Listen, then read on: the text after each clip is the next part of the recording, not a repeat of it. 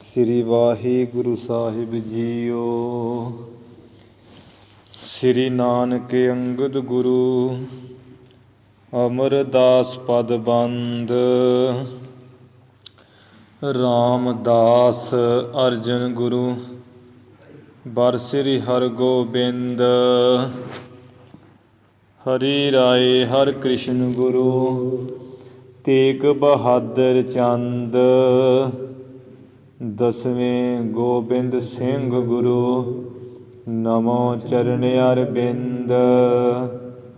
ਜਿਸ ਮੈਂ ਹੈ ਅੰਮ੍ਰਿਤ ਗਿਆਨ ਹੈ ਮਾਨਕ ਭਗਤ ਵੈਰਾਗ। ਗੁਰੂ ਗ੍ਰੰਥ ਸਾਹਿਬ ਉਦਦ ਬੰਦੋ ਕਰ ਅਨਰਾਗ। ਸ੍ਰੀ ਗੁਰ ਸ਼ਬਦ ਕਮਾਏ ਜਿਨ ਜੀਤੇ ਪੰਚ ਵਿਕਾਰ। ਤਿਨ ਸੰਤਨ ਕੋ ਬੰਦਨਾ ਸਿਰ ਚਰਨਨ ਪਰ ਧਾਰ। ਏਕ ਓੰਕਾਰਾ ਸਤਿਗੁਰੂ ਤੇ ਪ੍ਰਸਾਦ ਸਚ ਹੋਏ। ਵਾਹਿਗੁਰੂ ਜੀ ਕੀ ਫਤਿਹ। ਵਿਘਨ ਵਿਨਾਸ਼ਨ ਸੋਏ। ਵਾਹਿਗੁਰੂ ਜੀ ਕੀ ਫਤਿਹ। ਵਿਘਨ ਵਿਨਾਸ਼ਨ ਸੋਏ। ਸਤਿਨਾਮ ਸ੍ਰੀ ਵਾਹਿਗੁਰੂ ਸਾਹਿਬ ਜੀ। ਦੋਹਰਾ ਸਮ ਦਮ ਨੇਮ ਵਿਰਾਗ। ਯਮ ਕਰਨਾ ਸਤ ਸੰਤੋਖ। ਸਤਿਗੁਰ ਕੇ ਪ੍ਰਸਾਦ ਤੇ ਹੋਵੈ ਮਨ ਮਾਲੀ ਭੋਖ। ਸਮ ਦਮ ਨੇਮ ਵਿਰਾਗ। ਵਾਹਿਗੁਰੂ ਜੀ ਕਾ ਖਾਲਸਾ ਵਾਹਿਗੁਰੂ ਜੀ ਕੀ ਫਤਿਹ। ਧੰਨ ਧੰਨ ਗੁਰੂ ਗਰੀਬ ਨਵਾਜ ਸ੍ਰੀ ਗੁਰੂ ਨਾਨਕ ਦੇਵ ਸਾਹਿਬ ਜੀ ਮਹਾਰਾਜ। ਧੰਨ ਧੰਨ ਸ੍ਰੀ ਗੁਰੂ ਗੋਬਿੰਦ ਸਿੰਘ ਸਾਹਿਬ ਜੀ ਮਹਾਰਾਜ। ਦਸੇ ਗੁਰੂ ਸਾਹਿਬਾਨਾਂ ਦੀ ਆਤਮਿਕ ਜੋਤ ਜਾਗਦੀ ਜੋਤ। ਚਵਰ ਛਤਰ ਸਿੰਘਾਸਣ ਤਖਤ ਦੇ ਮਾਲਕ ਜੁਗੋ ਜੁਗ ਅਟਲ। ਬਾਣੀ ਕੇ ਬੋਹਿਥ ਸ੍ਰੀ ਗੁਰੂ ਗ੍ਰੰਥ ਸਾਹਿਬ ਜੀ ਮਹਾਰਾਜ। ਸਤਿਗੁਰੂ ਜੀ ਦੀ ਸਾਜੀ ਨਵਾਜੀ ਗੁਰੂ ਪਿਆਰੀ ਗੁਰੂ ਰੂਪ ਸਾਧ ਸੰਗਤ ਜੀਓ। ਆਪ ਜੀ ਬਹੁਤ ਹੀ ਕਰਮਾਂ ਵਾਲੇ ਵੱਡਿਆਂ ਭਾਗਾਂ ਵਾਲੇ ਹੋ ਜੋ ਕਿ ਗੁਰੂ ਅਰਜਨ ਦੇਵ ਮਹਾਰਾਜ ਜੀ ਦੇ ਪਾਵਨ ਪਵਿੱਤਰ ਸਥਾਨ ਵਿਖੇ ਧੰਨ ਧੰਨ ਸ੍ਰੀ ਗੁਰੂ ਗ੍ਰੰਥ ਸਾਹਿਬ ਮਹਾਰਾਜ ਜੀ ਦੇ ਦਰਸ਼ਨ ਕਰਕੇ ਹਾਜ਼ਰੀਆਂ ਭਰ ਕੇ ਗੁਰੂ ਸਾਹਿਬ ਜੀ ਦੀਆਂ ਖੁਸ਼ੀਆਂ ਪ੍ਰਾਪਤ ਕਰ ਰਹੇ ਹੋ। ਗੁਰੂ ਸਾਹਿਬ ਜੀ ਦੀ ਧੁਰ ਕੀ ਬਾਣੀ ਦੇ ਜਾਪ ਆਪ ਸੰਗਤਾਂ ਨੇ ਸਰਵਣ ਕੀਤੇ ਹਨ। ਗੁਰੂ ਚਰਨਾਂ ਵਿੱਚ ਅਰਦਾਸ ਹੋਈ। ਆਪ ਸੰਗਤਾਂ ਨੇ ਪਾਵਨ ਪਵਿੱਤਰ ਹੁਕਮਨਾਮੇ ਨਾਲ ਹੀ ਸਰਵਣ ਕੀਤੇ ਹਨ। ਇਸ ਦੇ ਨਾਲ ਹੀ ਜੋ ਆਪਾਂ ਸ੍ਰੀ ਗੁਰੂ ਨਾਨਕ ਸਾਹਿਬ ਜੀ ਦਾ ਸੋਹਣਾ ਇਤਿਹਾਸ ਪੜ੍ਹ ਸੁਣ ਰਹੇ ਹਾਂ, ਹੁਣ ਉਸ ਕਥਾ ਦਾ ਸਮਾਂ ਹੋਇਆ ਹੈ। ਜਿਵੇਂ ਗੁਰੂ ਅੰਗਦ ਦੇਵ ਸਾਹਿਬ ਜੀ ਮਹਾਰਾਜ ਜੋ ਭਾਈ ਲਹਿਣਾ ਰੂਪ ਵਿੱਚ ਸਨ ਪਹਿਲਾਂ ਸ੍ਰੀ ਕਰਤਾਰਪੁਰ ਸਾਹਿਬ ਸੇਵਾ ਕਰਕੇ ਘਰ ਗਏ ਹੈ। ਖਡੂਰ ਸਾਹਿਬ ਨਗਰ ਦੇ ਲੋਕ ਮਿਲਣ ਆਏ। ਸਾਰਿਆਂ ਦਾ ਬੜਾ ਹੀ ਸਤਿਕਾਰ ਕੀਤਾ ਹੈ। ਨਿਮਰਤਾ ਭਾਵ ਨਾਲ ਹੋ ਕੇ ਅੱਗੇ ਹੋ ਕੇ ਗਲ ਨਾਲ ਮਿਲ ਕੇ ਮਿਲੇ, ਜਿਸ ਕਰਕੇ ਸਾਰਿਆਂ ਨੇ ਜਾਣਿਆ ਵੀ ਲਹਿਣਾ ਜੀ ਦਾ ਜਿਹੜਾ ਸੁਭਾਅ ਹੈ ਬਹੁਤ ਉੱਚਾ ਮਹਾਨ ਹੋ ਗਿਆ ਅੱਗੇ ਨੂੰ। ਇੱਥੇ ਖਡੂਰ ਨਗਰ ਦਾ ਇੱਕ ਤਖਤ ਮੱਲ ਚੌਧਰੀ ਸੀ, ਜਿਹੜਾ ਕਿ 60 ਪਿੰਡਾਂ ਦਾ ਮਾਲਕ ਸੀ। ਅਤੇ ਇਹ ਖਡੂਰ ਨਗਰ ਦੇ ਵਿੱਚ ਜੋ ਚੌਧਰੀ ਤਖਤ ਮੱਲ ਇਹ ਵੀ ਆਇਆ ਹੈ। ਇਹਨੇ ਭਾਈ ਲਹਿਣਾ ਜੀ ਦੇ ਚਰਨਾਂ 'ਤੇ ਮੱਥਾ ਟੇਕਿਆ ਅਤੇ ਪਿੱਛੇ ਹੋ ਕੇ ਬੈਠ ਗਏ, ਜਿਵੇਂ ਲੋਕ ਬੈਠੇ ਹੋਏ ਆਮ ਹੀ। ਇਹ ਕੁਝ ਵੇਖ ਕੇ ਭਾਈ ਲਹਿਣਾ ਜੀ ਨੇ ਕਿਹਾ ਵੀ ਚੌਧਰੀ ਸਾਹਿਬ ਜੀ, ਤੁਸੀਂ ਕਾਹਨੂੰ ਪਿੱਛੇ ਹੋ ਕੇ ਬੈਠ ਗਏ ਹੋ? ਤੁਸੀਂ ਸਾਰੇ ਨਗਰ ਵਿੱਚ ਹੀ ਬੜੇ ਮਹਾਨ ਹੋ, ਸਾਰਾ ਖਡੂਰ ਨਗਰ ਹੀ ਤੁਹਾਡੀ ਆਗਿਆ ਵਿੱਚ ਚੱਲਦਾ ਹੈ। ਤੁਸੀਂ ਤਾਂ ਸਾਡੇ ਨਾਲ ਆ ਗੱਲ ਨਾਲ ਆ ਕੇ ਮਿਲੋ, ਕਾਹਨੂੰ ਪਿੱਛੇ ਹੋ ਕੇ ਬੈਠੇ ਹੋ? ਕਿਉਂਕਿ ਜਿਹੜੇ ਉੱਚੇ ਪਦ ਨੂੰ ਪਾ ਕੇ, ਉੱਚੇ ਅਹੁਦੇ ਨੂੰ ਪਾ ਕੇ ਨੀਵੇਂ ਹੋ ਕੇ ਰਹਿੰਦੇ ਹੈ ਚੌਧਰੀ ਜੀ, ਉਹ ਤਾਂ ਬਹੁਤ ਮਹਾਨ ਹੁੰਦੇ ਹੈ, ਉੱਤਮ ਗਿਣੇ ਜਾਂਦੇ ਸੰਸਾਰ 'ਤੇ। ਜਿਵੇਂ ਕੋਈ ਰੁੱਖ ਉਹਨੂੰ ਫਲ ਲੱਗੇ ਹੋਣ ਅਤੇ ਉਹਦੀਆਂ ਟਾਹਣੀਆਂ ਆਪਣੇ ਆਪ ਹੀ ਧਰਤੀ ਵੱਲ ਝੁਕ ਜਾਂਦੀਆਂ। ਧਰ ਤਰਾਜੂ ਤੋਲੀਆ ਨਿਵੇ ਸੋ ਗੌਰਾ ਹੋਏ। ਜਿਹੜੇ ਅਹੁਦੇ ਨੂੰ ਪਾ ਕੇ ਨਿਵਦੇ ਉਹ ਮਹਾਨ ਕਹੇ ਜਾਂਦੇ ਆ। ਆਪ ਜੀ ਤੁਹਾਨੂੰ ਆ ਕੇ ਸਾਡੇ ਗੱਲ ਨਾਲ ਮਿਲੋ।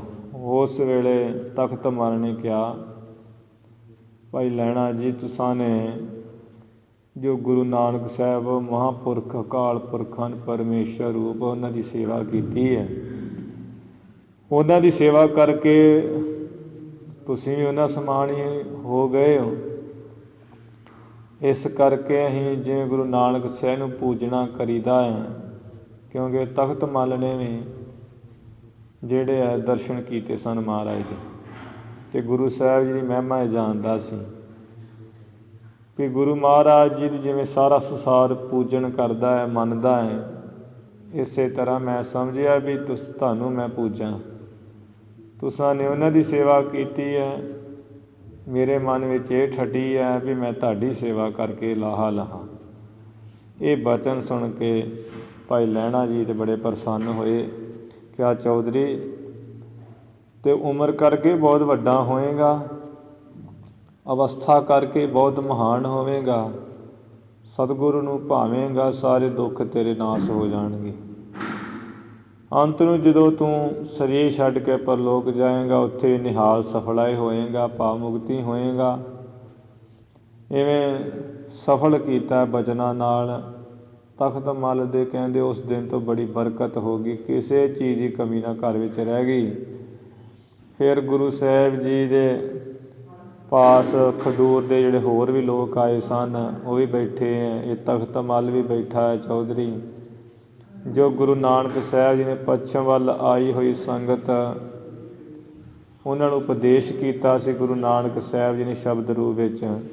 ਉਹੀ ਸ਼ਬਦ ਗੁਰੂ ਅੰਗਦ ਦੇਵ ਸਾਹਿਬ ਜੀ ਨੇ ਭਾਈ ਲਹਿਣਾ ਰੂਪ ਵਿੱਚ ਖਡੂਰ ਸਾਹਿਬ ਸੰਗਤਾਂ ਦੇ ਵਿੱਚ ਬੈਠ ਕੇ ਵਿਚਾਰਿਆ। ਸੂਹੀ ਮਹੱਲਾ ਪਹਿਲਾ, ਜਿਨ ਕੋ ਭਾਂਡੇ ਭਾਉ ਤਿਨਾ ਸਵਾਰ ਸੀ, ਸੁਖੀ ਕਰੇ ਪੁਸਾਓ ਦੁਖ ਵਿਸਾਰ ਸੀ। ਵੀ ਤਖਤ ਮੱਲ ਤੇਰੇ ਅੰਦਰ ਬੜਾ ਪ੍ਰੇਮ ਹੈ, ਤੇਰੇ ਸਰੀਰ ਦੇ ਅੰਦਰ, ਤੇਰੇ ਹਿਰਦੇ ਅੰਦਰ, ਅਤੇ ਜਿਨ੍ਹਾਂ ਦੇ ਹਿਰਦੇ ਰੂਪ ਭਾਂਡੇ ਵਿੱਚ ਪ੍ਰੇਮ ਹੈ, ਉਸ ਵਾਹਿਗੁਰੂ ਦਾ, ਗੁਰੂ ਨਾਨਕ ਸਾਹਿਬ ਜੀ ਦਾ, ਉਹਨਾਂ ਨੂੰ ਜ਼ਰੂਰ ਸਵਾਰਦੇ ਹੈ। ਉਹਨਾਂ ਦਾ ਜੰਮਣ ਮਰਨ ਸਵਾਰਦੇ ਹੈ, ਉਹਨਾਂ ਦੀ ਜ਼ਿੰਦਗੀ ਸਵਾਰਦੇ ਹੈ, ਉਹਨੂੰ ਸਫਲ ਕਰਦੇ ਹੈ। ਸੁਖੀ ਕਰੇ ਪਰਸਾਓ, ਸੁੱਖ ਦੀਆਂ ਦਾਤਾਂ ਦੇਣਾ ਕਰਦੇ ਹੈ, ਅਤੇ ਦੁੱਖਾਂ ਸਾਰਿਆਂ ਨੂੰ ਵਿਸਾਰ ਦਿੰਦੇ ਹੈ ਜਿਨ੍ਹਾਂ ਦੇ ਹਿਰਦੇ ਵਿੱਚ ਪ੍ਰੇਮ ਹੈ। ਤੂੰ ਤਖਤ ਮੱਲ ਐਸਾ ਹੀ ਹੈ। ਇਹ ਸ਼ਬਦ ਸਾਰਾ ਉਚਾਰਨ ਕੀਤਾ। ਖਡੂਰ ਦੇ ਲੋਕਾਂ ਨੇ ਸੁਣ ਕੇ, ਤਖਤ ਮੱਲ ਨੇ ਸੁਣ ਕੇ ਸਤਿਗੁਰੂ ਜੀ ਦੇ ਚਰਨਾਂ 'ਤੇ ਨਮਸਕਾਰ ਕੀਤੀ, ਗੁਰੂ ਅੰਗਦ ਦੇਵ ਸਾਹਿਬ ਜੀ ਦੇ, ਭਾਈ ਲਹਿਣਾ ਜੀ ਦੇ। ਇਸ ਤੋਂ ਬਾਅਦ ਸਾਰੇ ਆਪੋ ਆਪਣੇ ਘਰਾਂ ਨੂੰ ਚਲੇ ਗਏ। ਇੱਧਰ ਭਾਈ ਲਹਿਣਾ ਜੀ ਭਾਵੇਂ ਕੁਝ ਦਿਨ ਹੋ ਗਏ ਘਰ ਰਹਿੰਦਿਆਂ, ਪਰ ਚਿੱਤ ਨਹੀਂ ਲੱਗਦਾ। ਚਿੱਤ ਉੱਧਰ ਹੀ ਲੱਗਾ ਹੈ ਗੁਰੂ ਨਾਨਕ ਸਾਹਿਬ ਜੀ ਦੇ ਚਰਨਾਂ ਵਿੱਚ ਹੀ। ਸਰੀਰ ਕਰਕੇ ਤੇ ਖਡੂਰ ਨਗਰ ਵਿੱਚ ਰਹਿ ਰਹੇ ਹੈ, ਮਨ ਜਿਹੜਾ ਹੈ ਉਹ ਕਰਤਾਰਪੁਰ ਸਾਹਿਬ ਹੀ ਛੱਡ ਦਿੱਤਾ ਹੈ। ਜਿਸ ਕਰਕੇ ਅਚਵੀ ਲੱਗੀ ਰਹਿੰਦੀ ਹੈ। ਜਿਵੇਂ ਕਿਸੇ ਨੂੰ ਕੋਈ ਜ਼ਹਿਰੀਲੀ ਚੀਜ਼ ਲੜ ਜਾਏ, ਉਹ ਨਾ ਸੌਂ ਸਕਦਾ, ਨਾ ਉਹ ਲੇਟ ਸਕਦਾ, ਨਾ ਉਹ ਬੈਠ ਸਕਦਾ, ਨਾ ਤੁਰ ਨਾ ਫਿਰ ਸਕਦਾ, ਉਹ ਤੜਫਣਾ ਹੋਣਾ ਲੱਗਾ ਹੀ ਰਹਿੰਦਾ ਹੈ। ਇਸੇ ਤਰ੍ਹਾਂ ਗੁਰੂ ਸਾਹਿਬ ਜੀ ਦੇ ਦਰਸ਼ਨਾਂ ਦੇ ਕਰਕੇ ਵੀ, ਦਰਸ਼ਨ ਕਿਹੜਾ ਵੇਲਾ ਹੋਵੇ ਕਰਤਾਰਪੁਰ ਚਲੇ ਜਾਵਾਂ, ਭਾਈ ਲਹਿਣਾ ਜੀ ਬੈਠਦੇ ਨਹੀਂ, ਕਦੀ ਵਿਹੜੇ ਵਿੱਚ, ਕਦੀ ਕਮਰੇ 'ਚ, ਕਦੀ ਘਰੋਂ ਬਾਹਰ, ਇਵੇਂ ਤੁਰੇ ਫਿਰਦੇ ਆ, ਇਵੇਂ ਵਿਚਰੀ ਜਾਂਦੇ ਆ ਅਤੇ ਘਰ ਦੇ ਕੰਮਾਂ ਵਿੱਚ ਬਿਲਕੁਲ ਧਿਆਨ ਨਹੀਂ ਦੇ ਰਹੇ ਵੀ ਘਰ ਆਏ ਆ, ਚਲੇ 3 ਸਾਲਾਂ ਬਾਅਦ ਕੋਈ ਕੰਮ ਹੀ ਕਰ ਦਈਏ, ਕੋਈ ਧਿਆਨ ਨਹੀਂ ਦਿੰਦੇ।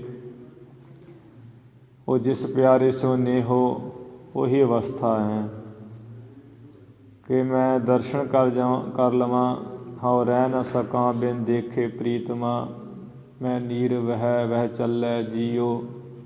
ਇਹ ਅਵਸਥਾ ਬਣੀ ਹੋਈ ਹੈ, ਜਿਸ ਕਰਕੇ ਇੱਕ ਦਿਨ ਫਿਰ ਉਹ ਤਿਆਰੀ ਜੀ ਕਰ ਹੀ ਲਈ ਹੈ ਚੱਲਣ ਦੀ ਕਿ ਕਰਤਾਰਪੁਰ ਸਾਹਿਬ ਚੱਲੀਏ। ਹੁਣ ਬਹੁਤ ਦਿਨ ਹੋ ਗਏ ਹੈ। ਖਡੂਰ ਸਾਹਿਬ ਦੇ ਲੋਕਾਂ ਨੇ, ਲਾਗੋਂ ਆਂਢੀਆਂ ਗੁਆਂਢੀਆਂ ਨੇ, ਸੱਜਣਾਂ ਨੇ ਕਿਹਾ ਵੀ ਲੈਣਾ ਤੂੰ ਹੋਰ ਕੋਈ ਦਿਨ ਰਹਿ, ਅੱਗੇ 3 ਸਾਲ ਤੋਂ ਉੱਪਰ ਹੋ ਗਏ, ਬਾਅਦ ਵਿੱਚ ਤੁਸੀਂ ਆਏ ਹੋ, ਅਜੇ ਦਿਨ ਕਿਹੜੇ ਹੋਏ ਹੈ, ਹੋਰ ਕੋਈ ਦਿਨ ਰਹਿ ਪਾਓ, ਪਰ ਨਹੀਂ ਰਹੇ। ਜੋ ਯਥਾ ਯੋਗ ਬਣਦਾ ਪ੍ਰੇਮ ਨਾਲ ਕਹਿ ਕੇ ਤੇ ਚੱਲ ਪਏ। ਚੱਲਦਿਆਂ ਚੱਲਦਿਆਂ ਕਰਤਾਰਪੁਰ ਸਾਹਿਬ ਪਹੁੰਚੇ ਹੈ। ਗੁਰੂ ਨਾਨਕ ਸਾਹਿਬ ਦੇ ਦਰਸ਼ਨ ਕੀਤੇ, ਜਾਂਦਿਆਂ ਹੀ ਕਿਹਾ ਹੈ ਮਹਾਰਾਜ ਤੁਹਾਡੀ ਸ਼ਰਨ ਆਏ ਹਾਂ, ਤੁਹਾਡੀ ਸ਼ਰਨ ਆਏ ਹਾਂ, ਤੁਹਾਡੇ ਚਰਨਾਂ ਦੀ ਸ਼ਰਨ ਹੈ, ਤੁਹਾਡੇ ਚਰਨਾਂ ਦੀ ਸ਼ਰਨ ਹੈ, ਰੱਖਿਆ ਕਰੋ ਮਹਾਰਾਜ। ਇਹ ਕਹਿ ਕੇ ਚਰਨ ਫੜ ਲਏ, ਮੱਥਾ ਟੇਕਿਆ। ਗੁਰੂ ਨਾਨਕ ਸਾਹਿਬ ਜੀ ਨੇ ਕਿਹਾ ਪੁਰਖਾ ਤੇਰਾ ਕਰਤਾਰ ਪਰਮੇਸ਼ਰ ਭਲਾ ਕਰੇ, ਤੈਨੂੰ ਹਮੇਸ਼ਾ ਵਾਹਿਗੁਰੂ ਚੇਤੇ ਰਹੇ। ਇਹ ਬਚਨ ਕੀਤੇ, ਨਾਲ ਪੁੱਛਿਆ ਕੋਲ ਬਿਠਾ ਕੇ ਸਤਿਕਾਰ ਨਾਲ ਵੀ ਬੜੀ ਛੇਤੀ ਆ ਗਏ ਹੋ, ਕੀ ਘਰ ਵਿੱਚ ਜੀ ਨਹੀਂ ਲੱਗਾ? ਕਹਿਣ ਲੱਗੇ ਮਹਾਰਾਜ ਜਿਹੜਾ ਹੁਣ ਆਉਣਾ ਜਾਣਾ ਹੈ ਇਹ ਮੇਰੇ ਹੱਥ ਨਹੀਂ ਹੈ, ਤੁਹਾਡੇ ਹੱਥ ਹੈ। ਜਿਵੇਂ ਕੋਈ ਪਤੰਗ ਉਡਾਉਣ ਵਾਲਾ ਖਿਡਾਰੀ ਪਤੰਗ ਆਪਣੀ ਮਰਜ਼ੀ ਨਾਲ ਛੱਡ ਦਿੰਦਾ ਹੈ ਅਤੇ ਮਰਜ਼ੀ ਨੇ ਖਿੱਚ ਲੈਂਦਾ ਹੈ, ਲਾਹ ਲੈਂਦਾ ਹੈ, ਇਸੇ ਤਰ੍ਹਾਂ ਸਰੀਰ ਰੂਪੀ ਪਤੰਗ, ਮਨ ਰੂਪੀ ਪਤੰਗ ਜੋ ਹੈ ਮੇਰਾ, ਆਪ ਜੀ ਦੇ ਹੁਕਮ ਰੂਪੀ ਡੋਰ ਦਾ ਸਤਿਗੁਰ ਜੀ ਵੱਜਾ ਹੋਇਆ। ਜਦੋਂ ਜੀਅ ਕਰਦੇ ਹੋ ਖਿੱਚ ਲਿਆਉਂਦੇ ਹੋ, ਇਹ ਤੁਹਾਡੇ ਹੱਥ ਵਿੱਚ ਹੀ, ਸਾਡੇ ਹੱਥ ਨਹੀਂ ਹੈ। ਇਹ ਇੰਨੇ ਬਚਨ ਕਹਿ ਕੇ ਮੱਥਾ ਟੇਕ ਲਿਆ। ਫਿਰ ਸੇਵਾ 'ਚ ਜੁਟ ਗਏ। ਜਿਵੇਂ ਸੇਵਾ ਅੱਗੇ ਤੋਂ ਅੱਗੇ ਪਰਖ ਚਾਲੂ ਹੁੰਦੀ ਗਈ, ਉਹ ਪ੍ਰਸੰਗ ਲੜੀਵਾਰ ਰੂਪ ਵਿੱਚ ਆ ਰਹੇ ਹੈ। ਜਿਵੇਂ ਅਗਲਾ ਪ੍ਰਸੰਗ ਆਰੰਭ ਹੋਣ ਜਾ ਰਿਹਾ ਹੈ, ਜਿਵੇਂ ਵੀ ਉਹਦੇ ਵਿੱਚ ਕਥਾ ਵਿਚਾਰ ਆਉਂਦੀ, ਆਪਾਂ ਸਰਵਣ ਕਰੀਏ। ਗੁਰੂ ਚਰਨਾਂ ਵਿੱਚ ਲਵਾਓ ਹਾਜ਼ਰੀਆਂ, ਉਚਾਰਨ ਕਰੋ ਜੀ ਸਤਿਨਾਮ ਸ੍ਰੀ ਵਾਹਿਗੁਰੂ ਸਾਹਿਬ ਜੀ। ਸਤਿਨਾਮ ਸ੍ਰੀ ਵਾਹਿਗੁਰੂ ਸਾਹਿਬ ਜੀ। ਸਤਿਨਾਮ ਸ੍ਰੀ ਵਾਹਿਗੁਰੂ ਸਾਹਿਬ ਜੀ। ਦੋਹਰਾ ਸਮ ਦਮ ਨੇਮ ਵਿਰਾਗਾ। ਭਾਈ ਸੰਤੋਖ ਸਿੰਘ ਜੀ ਆਪਣੇ ਵੱਲੋਂ ਮੰਗਲ ਕਰ ਰਹੇ ਹੈ। ਜਿਹੜੇ ਦੇਵੀ ਸੰਪਦਾ ਸ਼ੁਭ ਗੁਣ ਹੈ, ਉਹਨਾਂ ਦਾ ਮਹਾਤਮ ਦਾ ਮੰਗਲ, ਉਹਨਾਂ ਦੇ ਧਾਰਨ ਕਰਨ ਦਾ ਮੰਗਲ ਹੈ। ਸ਼ੁਭ ਗੁਣਾਂ ਦਾ ਮਹਾਤਮ ਕੀ ਹੈ, ਮਹਿਮਾ ਕੀ ਹੈ। ਮਨ ਆਪਣੇ ਨੂੰ ਕਹਿ ਰਹੇ ਹੈ ਕਿ ਹੇ ਮਨਾ, ਮਨ ਨੂੰ ਮਾਲੀ ਰੂਪ ਕਹਿ ਕੇ, ਮਨਾ ਤੂੰ ਮਾਲੀ ਬਣ ਕੇ ਪਾਲਣਾ ਕਰ ਇਹਨਾਂ ਸ਼ੁਭ ਗੁਣਾ ਰੂਪੀ ਬੂਟਿਆਂ ਦੀ। ਜਿਵੇਂ ਮਾਲੀ ਉਹ ਤਰ੍ਹਾਂ ਤਰ੍ਹਾਂ ਦੇ ਬੂਟੇ ਲਾਉਂਦਾ ਪਹਿਲਾਂ, ਫਿਰ ਉਹਨਾਂ ਬੂਟਿਆਂ ਦੀ ਗੋਡੀ ਕਰਦਾ ਹੈ, ਥੋੜ੍ਹੀ ਥੋੜ੍ਹੀ ਨਾਲ ਮਿੱਟੀ ਲਾਉਂਦਾ ਹੈ, ਆਲਾ ਦੁਆਲਾ ਜਾਂ ਘੱਤ ਦਾ ਪਾਣੀ ਖੜਿਆਂ ਕਰਨ ਵਾਸਤੇ ਪਾਣੀ ਲਾਉਂਦਾ ਫਿਰ ਬੂਟਿਆਂ ਨੂੰ। ਫਿਰ ਵੀ ਕੋਈ ਪਸ਼ੂ ਨਾ ਖਾ ਜਾਏ, ਇੱਧਰ ਉੱਧਰ ਪੈਰ ਨਾ ਰੱਖਿਆ ਜਾਏ, ਤੇ ਜਿਹੜੀ ਕੰਡਿਆਂ ਦੀ ਇਤਿਆਦਿਕ ਤਾਰਾਂ ਆਦਿਕ ਦੀ ਵਾੜ ਕਰਦਾ ਵੀ ਤਾਂ ਜੋ ਪਸ਼ੂ ਨਾ ਆ ਕੇ ਮੂੰਹ ਮਾਰੇ। ਮਾਲੀ ਰੱਖਿਆ ਕਰਦਾ ਜਿਵੇਂ ਬੂਟਿਆਂ ਦੀ, ਇਸੇ ਤਰ੍ਹਾਂ ਕਵੀ ਸਾਹਿਬ ਜੀ ਮਨ ਨੂੰ ਕਹਿ ਰਹੇ, ਮਨਾ ਤੂੰ ਮਾਲੀ ਬਣ। ਇਹ ਮਨ ਮਾਲੀ, ਮਨਾ ਮਾਲੀ ਬਣ ਕੇ ਕੀ ਕਰ ਵੀ ਜਿਹੜੇ ਸ਼ੁਭ ਗੁਣ ਹੈ ਨਾ ਆੜੇ ਸਮ ਦਮ ਨੇਮ ਵੈਰਾਗ ਯਮ ਕਰਨਾ ਸਤ ਸੰਤੋਖ, ਇਹ ਬੂਟੇ ਇਹਨਾਂ ਦੀ ਰੱਖਿਆ ਕਰ, ਪਾਲਣਾ ਕਰ ਆਪਣੇ ਆਪ ਨਹੀਂ ਸਤਿਗੁਰ ਦੀ ਕਿਰਪਾ ਨਾਲ। ਸਮ ਜੋ ਅੰਦਰਲੇ ਇੰਦਰੀਆਂ ਨੂੰ ਵਸ ਕਰਨਾ ਹੈ। ਇਹ ਜੋ ਖੜ ਸੰਪਤੀ ਹੈ, ਸਮਦਵਤ ਤਿੱਖਿਆ ਉਪਰਾਮ, ਖੜ ਸੰਪਤੀ 'ਚ ਹੀ ਆ ਜਾਂਦਾ ਸਮਦਮ। ਸਿੱਧਾ ਜਿਹਾ ਕਹਿ ਲਓ ਵੀ ਸਮ ਹੈ ਮਨ ਨੂੰ ਰੋਕਣਾ ਜਾਂ ਅੰਦਰਲੇ ਇੰਦਰੀਆਂ ਨੂੰ ਵਸ ਵਿੱਚ ਕਰਨਾ। ਵੀ ਮਨ ਕਰਕੇ ਹੀ ਇਹ ਇੰਦਰੇ ਲੱਗਦੇ ਨਾ ਆਰੇ, ਗਿਆਨ ਇੰਦਰੇ। ਮਨ ਕਰਕੇ, ਮਨ ਦੀ ਬਿਰਤੀ ਕਰਕੇ ਅੱਖਾਂ ਤਰ੍ਹਾਂ ਤਰ੍ਹਾਂ ਦੇ ਰੂਪ ਦੇਖਦੀਆਂ। ਮਨ ਦੀ ਬਿਰਤੀ ਨਿਕਲਣੇ ਕਰਕੇ ਤਰ੍ਹਾਂ ਤਰ੍ਹਾਂ ਦੀ ਸੁਗੰਧੀ ਦੁਰਗੰਧੀ, ਕੰਨਾਂ ਰਾਹੀਂ ਸਰਵਣ ਆਦਿਕ ਦੀ ਕਿਰਿਆ, ਚਮੜੀ ਰਾਹੀਂ ਠੰਡੇ ਤੱਤੇ ਦਾ ਗਿਆਨ, ਰਸਨਾ ਰਾਹੀਂ ਖੱਟੇ ਮਿੱਠੇ ਦਾ ਗਿਆਨ, ਤਰ੍ਹਾਂ ਤਰ੍ਹਾਂ ਦੇ ਸਵਾਦਾਂ ਦਾ। ਇਹ ਸਮਝੋ ਅੰਦਰਲੇ ਇੰਦਰੀਆਂ ਨੂੰ ਵਸ ਵਿੱਚ ਕਰਨਾ, ਭਾਵ ਗਿਆਨ ਇੰਦਰੀਆਂ ਨੂੰ ਵਸ ਵਿੱਚ ਕਰਨਾ, ਮਨ ਨੂੰ ਵਸ ਕਰਕੇ, ਮਨ ਨੂੰ ਰੋਕ ਕਰਕੇ ਇਹਨਾਂ ਵਿੱਚ ਨਾ ਲੱਗਣ ਦੇਣਾ। ਵਿਸ਼ਿਆਂ ਵਿੱਚ ਸ਼ਬਦ ਸਪਰਸ਼ ਰੂਪ ਰਸ ਗੰਧ ਵਿੱਚ ਦਮ ਜੋ ਬਾਹਰਲੇ ਇੰਦਰੀਆਂ ਨੂੰ ਵਸ ਵਿੱਚ ਰੱਖਣਾ, ਇੰਦਰੀਆਂ ਦਾ ਦਮਨ ਕਰਨਾ। ਕਿ ਆ ਜਿਹੜੇ ਕਰਮ ਇੰਦਰੀ ਹੈ, ਵਾਕ, ਉਪਸਥ ਇੰਦਰੀ, ਗੁਦਾ ਅਤੇ ਇਸੇ ਤਰ੍ਹਾਂ ਹਸਤ, ਪਾਦ, ਪੈਰ, ਅਤੇ ਇਹਨਾਂ ਨੂੰ ਵਸ ਵਿੱਚ ਕਰਨਾ। ਵੀ ਪੈਰਾਂ ਨਾਲ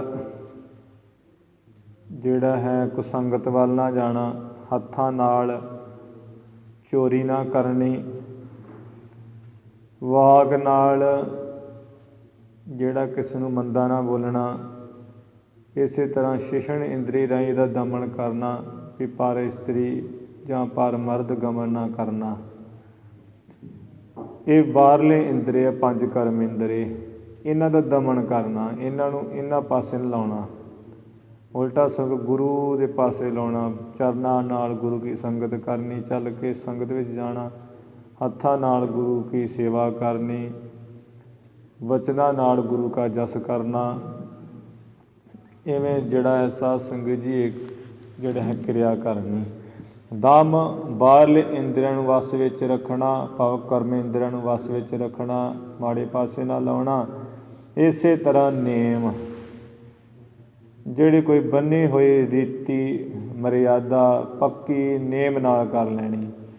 ਮੀਂਹ ਹੋਵੇ, ਕਣੀ ਹੋਵੇ, ਉਹ ਜਿਹੜਾ ਕੰਮ ਮੁਕਰਰ ਕਰ ਲਿਆ, ਪੱਕਾ ਕਰ ਲਿਆ, ਰੀਤੀ ਬੰਨ ਲਈ, ਉਹਨੂੰ ਕਰਨਾ ਹੀ ਕਰਨਾ। ਜਿਵੇਂ ਸਿੱਖ ਦਾ ਇਹ ਨੇਮ ਹੀ ਹੈ ਵੀ ਗੁਰ ਸਤਿਗੁਰ ਕਾ ਜੋ ਸਿੱਖ ਅਖਾਏ, ਸੋ ਭਲਕੇ ਉਠ ਹਰ ਨਾਮ ਧਿਆਏ। ਉਦਮ ਕਰੇ ਭਲਕੇ ਪ੍ਰਭਾਤੀ, ਇਸਨਾਨ ਕਰੇ ਅੰਮ੍ਰਿਤ ਸਰ ਨਹਾਵੈ।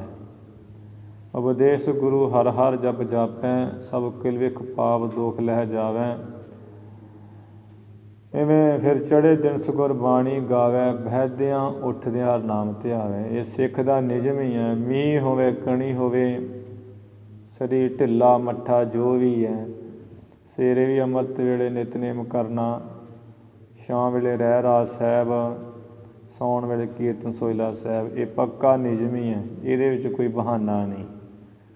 ਇਹ ਨੇਮ ਕਰ ਲੈਣਾ, ਜਾਂ ਨੇਮ ਕਰ ਲੈਣਾ ਵੀ ਸਤ ਸੰਗਤ ਵਿੱਚ ਜਾਣਾ ਹੀ ਜਾਣਾ। ਇਹ ਨੇਮ ਹੁੰਦੇ। ਹੁਣ ਜਿਹੜਾ ਨੇਮ ਹੈ, ਜਿਹੜਾ ਜਿਵੇਂ ਗੁਰੂ ਨਾਨਕ ਪ੍ਰਕਾਸ਼ 'ਚ ਵੀ ਹੁੰਦਾ ਹੈ, ਪੰਜਵੀਂ ਰੁੱਤ 'ਚ ਵੀ ਅਗਲੇ ਪਾਸੇ ਹੁੰਦਾ। ਇੱਕ ਹਠ ਯੋਗ ਦਾ ਹੀ ਹੈ ਦੂਸਰਾ ਹਿੱਸਾ ਨੇਮ, ਅਤੇ 10 ਪ੍ਰਕਾਰ ਦਾ ਕਬੀਰ ਜੀ ਨੇ ਦੱਸਿਆ ਹੋਇਆ, ਆਪਾਂ ਸਰਵਣ ਕੀਤਾ ਪਿੱਛੇ। ਉਂਝ ਜਿਹੜਾ ਮੁੱਖ ਰੂਪ ਵਿੱਚ ਹੈ ਨੇਮ, ਯੋਗ ਵਿੱਚ ਉਹ 5 ਗਿਣੇ ਹੈ ਮੁੱਖ ਰੂਪ ਵਿੱਚ, ਇਹਦੇ ਵਿੱਚ ਹੀ 10 ਰੂਪ ਵਿੱਚ ਹੋ ਜਾਂਦੇ। ਇੱਕ ਤੇ ਕੀ ਹੈ ਸੌਚ ਪਵਿੱਤਰਤਾ ਬਾਹਰਲੀ ਅੰਦਰਲੀ, ਵੀ ਬਾਹਰਲੀ ਪਵਿੱਤਰਤਾ ਵੀ ਕਰਨੀ ਅਤੇ ਅੰਦਰਲੀ ਵੀ ਕਰਨੀ। ਜਿਹੜੇ ਕੋਈ ਯੋਗ ਅਭਿਆਸ ਕਰਦੇ ਅੰਦਰਲੀ ਫਿਰ ਪਵਿੱਤਰਤਾ ਵੀ ਕਰਦੇ ਆ। ਆ ਧਾਗੇ ਜਿਹੇ ਅੰਦਰ ਰੇਸ਼ਮ ਦੇ ਭੇਜ ਭੇਜ ਕੇ ਨੱਕ ਰਾਹੀਂ ਨੱਕ ਦੀ ਸਫਾਈ, ਇਸੇ ਤਰ੍ਹਾਂ ਹੀ ਜਿਹੜਾ ਹੈ ਟਾਕੀ ਗਲ ਵਿੱਚ ਦਿੰਦੇ ਆ, ਫੇਫੜੇ ਤੱਕ ਸਫਾਈ ਕਰਦੇ। ਨੇਤੀ ਧੋਤੀ ਨਿਓਲੀ ਕਰਮ ਦੀ ਕਿਰਿਆ ਕਰਨੀ, ਜਿਹੜੀ ਵਾਸ ਦੀ ਪੋਰੀ ਰਾਹੀਂ ਗੁਦਾ ਦੇ ਰਾਹੀਂ ਉਹਨੂੰ ਭੇਜ ਕੇ ਅਤੇ ਅੰਦਰਲੀ ਸਫਾਈ ਕਰਨੀ ਪੇਟ ਦੀ। ਇਵੇਂ ਅੰਦਰਲੀ ਕਿਰਿਆ ਨੇਤੀ ਧੋਤੀ ਨਿਓਲੀ ਕਰਮ ਦੇ ਰਾਹੀਂ। ਫਿਰ ਬਾਹਰਲੀ ਸ਼ੁੱਧਤਾ ਸਰੀਰ ਦੀ, ਬਾਹਰੋਂ ਵੀ ਚੰਗੀ ਤਰ੍ਹਾਂ ਸਾਫ ਸੁਥਰੇ ਰਹਿਣਾ। ਇੱਕ ਤਾਂ ਯੋਗ ਦਾ ਜਿਹੜੇ ਹੱਠ ਯੋਗ ਕਰਦੇ ਇਹ ਪਵਿੱਤਰਤਾ ਕਰਨੀ ਪੈਂਦੀ, ਅੰਦਰਲੀ ਬਾਹਰਲੀ ਪਵਿੱਤਰਤਾ। ਫਿਰ ਸੰਤੋਖ, ਵੀ ਜੋ ਆਪਣੇ ਪਾਸ ਹੈ ਉਸ ਵਿੱਚ ਨਿਰਵਾਹ ਕਰਨਾ, ਇਹ ਯੋਗ ਦਾ ਦੂਸਰਾ ਨਿਯਮ ਹੈ, ਨੇਮ ਹੈ। ਵੀ ਜੋ ਆਪਣੇ ਪਾਸ ਹੈਗਾ ਉਹਦੇ ਨਾਲ ਨਿਰਵਾਹ ਕਰਨਾ। ਜਿੰਨੀ ਕੁ ਮਾਇਆ ਹੈ, ਜਿੰਨਾ ਕੁ ਪਦਾਰਥ ਹੈ, ਯਥਾ ਲਾਭ ਤਥਾ ਸੰਤੁਸ਼ਟ ਰਹਿਣਾ। ਐਵੇਂ ਦੇਖ ਕੇ ਫਰੀਦਾ ਦੇਖ ਬੁਰਾਈ ਚੋਪੜੀ ਨਾ ਤਰਸਾਏ ਜੀਓ। ਐਸਾ ਨਾ ਹੋਣਾ ਵੀ ਦੂਜੇ ਦੀ ਰੋਟੀ ਵੇਖ ਕੇ, ਪੈਸੇ ਵੇਖ ਕੇ, ਕੱਪੜੇ ਆਦਿਕ ਵੇਖ ਕੇ ਅਤੇ ਉਹ ਮਰੀ ਖਪੀ ਜਾਣਾ ਵੀ ਮੈਨੂੰ ਨਹੀਂ ਮਿਲ ਰਿਹਾ ਹੈ, ਜਾਂ ਮਿਲੇ ਨਾ ਅਤੇ ਐਵੇਂ ਕਹੀ ਜਾਣਾ ਵੀ ਮੈਂ ਤਾਂ ਖਾਂਦਾ ਹੀ ਨਹੀਂ ਹਾਂ, ਇਹ ਵਿਖਾਵੇ ਦਾ ਹੈ, ਇਹ ਵਡਿਆਈ ਦੀ ਭੁੱਖ ਹੈ, ਐਵੇਂ ਕਹਿਣਾ। ਅਸਲ ਨੇਮ ਕੀ ਹੈ? ਸੰਤੋਖ, ਵੀ ਜੋ ਆਪਣੇ ਪਾਸ ਹੈ, ਜਿੰਨਾ ਵੀ ਪਦਾਰਥ, ਜੋ ਮਾੜਾ ਚੰਗਾ ਧਨ ਥੋੜ੍ਹਾ, ਉਹਦੇ ਨਾਲ ਹੀ ਨਿਰਵਾਹ ਕਰਨਾ। ਜਿਹੋ ਜਿਹਾ ਮਿਲ ਗਿਆ ਉਹਦੀ ਸੰਤੁਸ਼ਟ ਰਹਿਣਾ ਹੈ, ਖੁਸ਼ ਪ੍ਰਸੰਨ ਰਹਿਣਾ। ਤੀਸਰਾ ਨੇਮ ਹੈ ਤਪ, ਜੋ ਮੁਕਰਰ ਕੀਤਾ ਨਿਯਮ ਨਾਲ ਵੀ ਮੈਂ ਤਪ ਆਪਣਾ ਕਰਨਾ ਹੀ ਕਰਨਾ ਹੈ, ਉਹਦੇ ਵਿੱਚ ਪੱਕਿਆਂ ਰਹਿਣਾ, ਨੇਮੀ ਰਹਿਣਾ। ਸਰਦੀ ਹੋਵੇ, ਗਰਮੀ ਹੋਵੇ, ਭੁੱਖ ਹੋਵੇ, ਤੇ ਆਦਿਕ ਨੂੰ ਇੱਕ ਸਮਾਨ ਸਹਾਰਨਾ।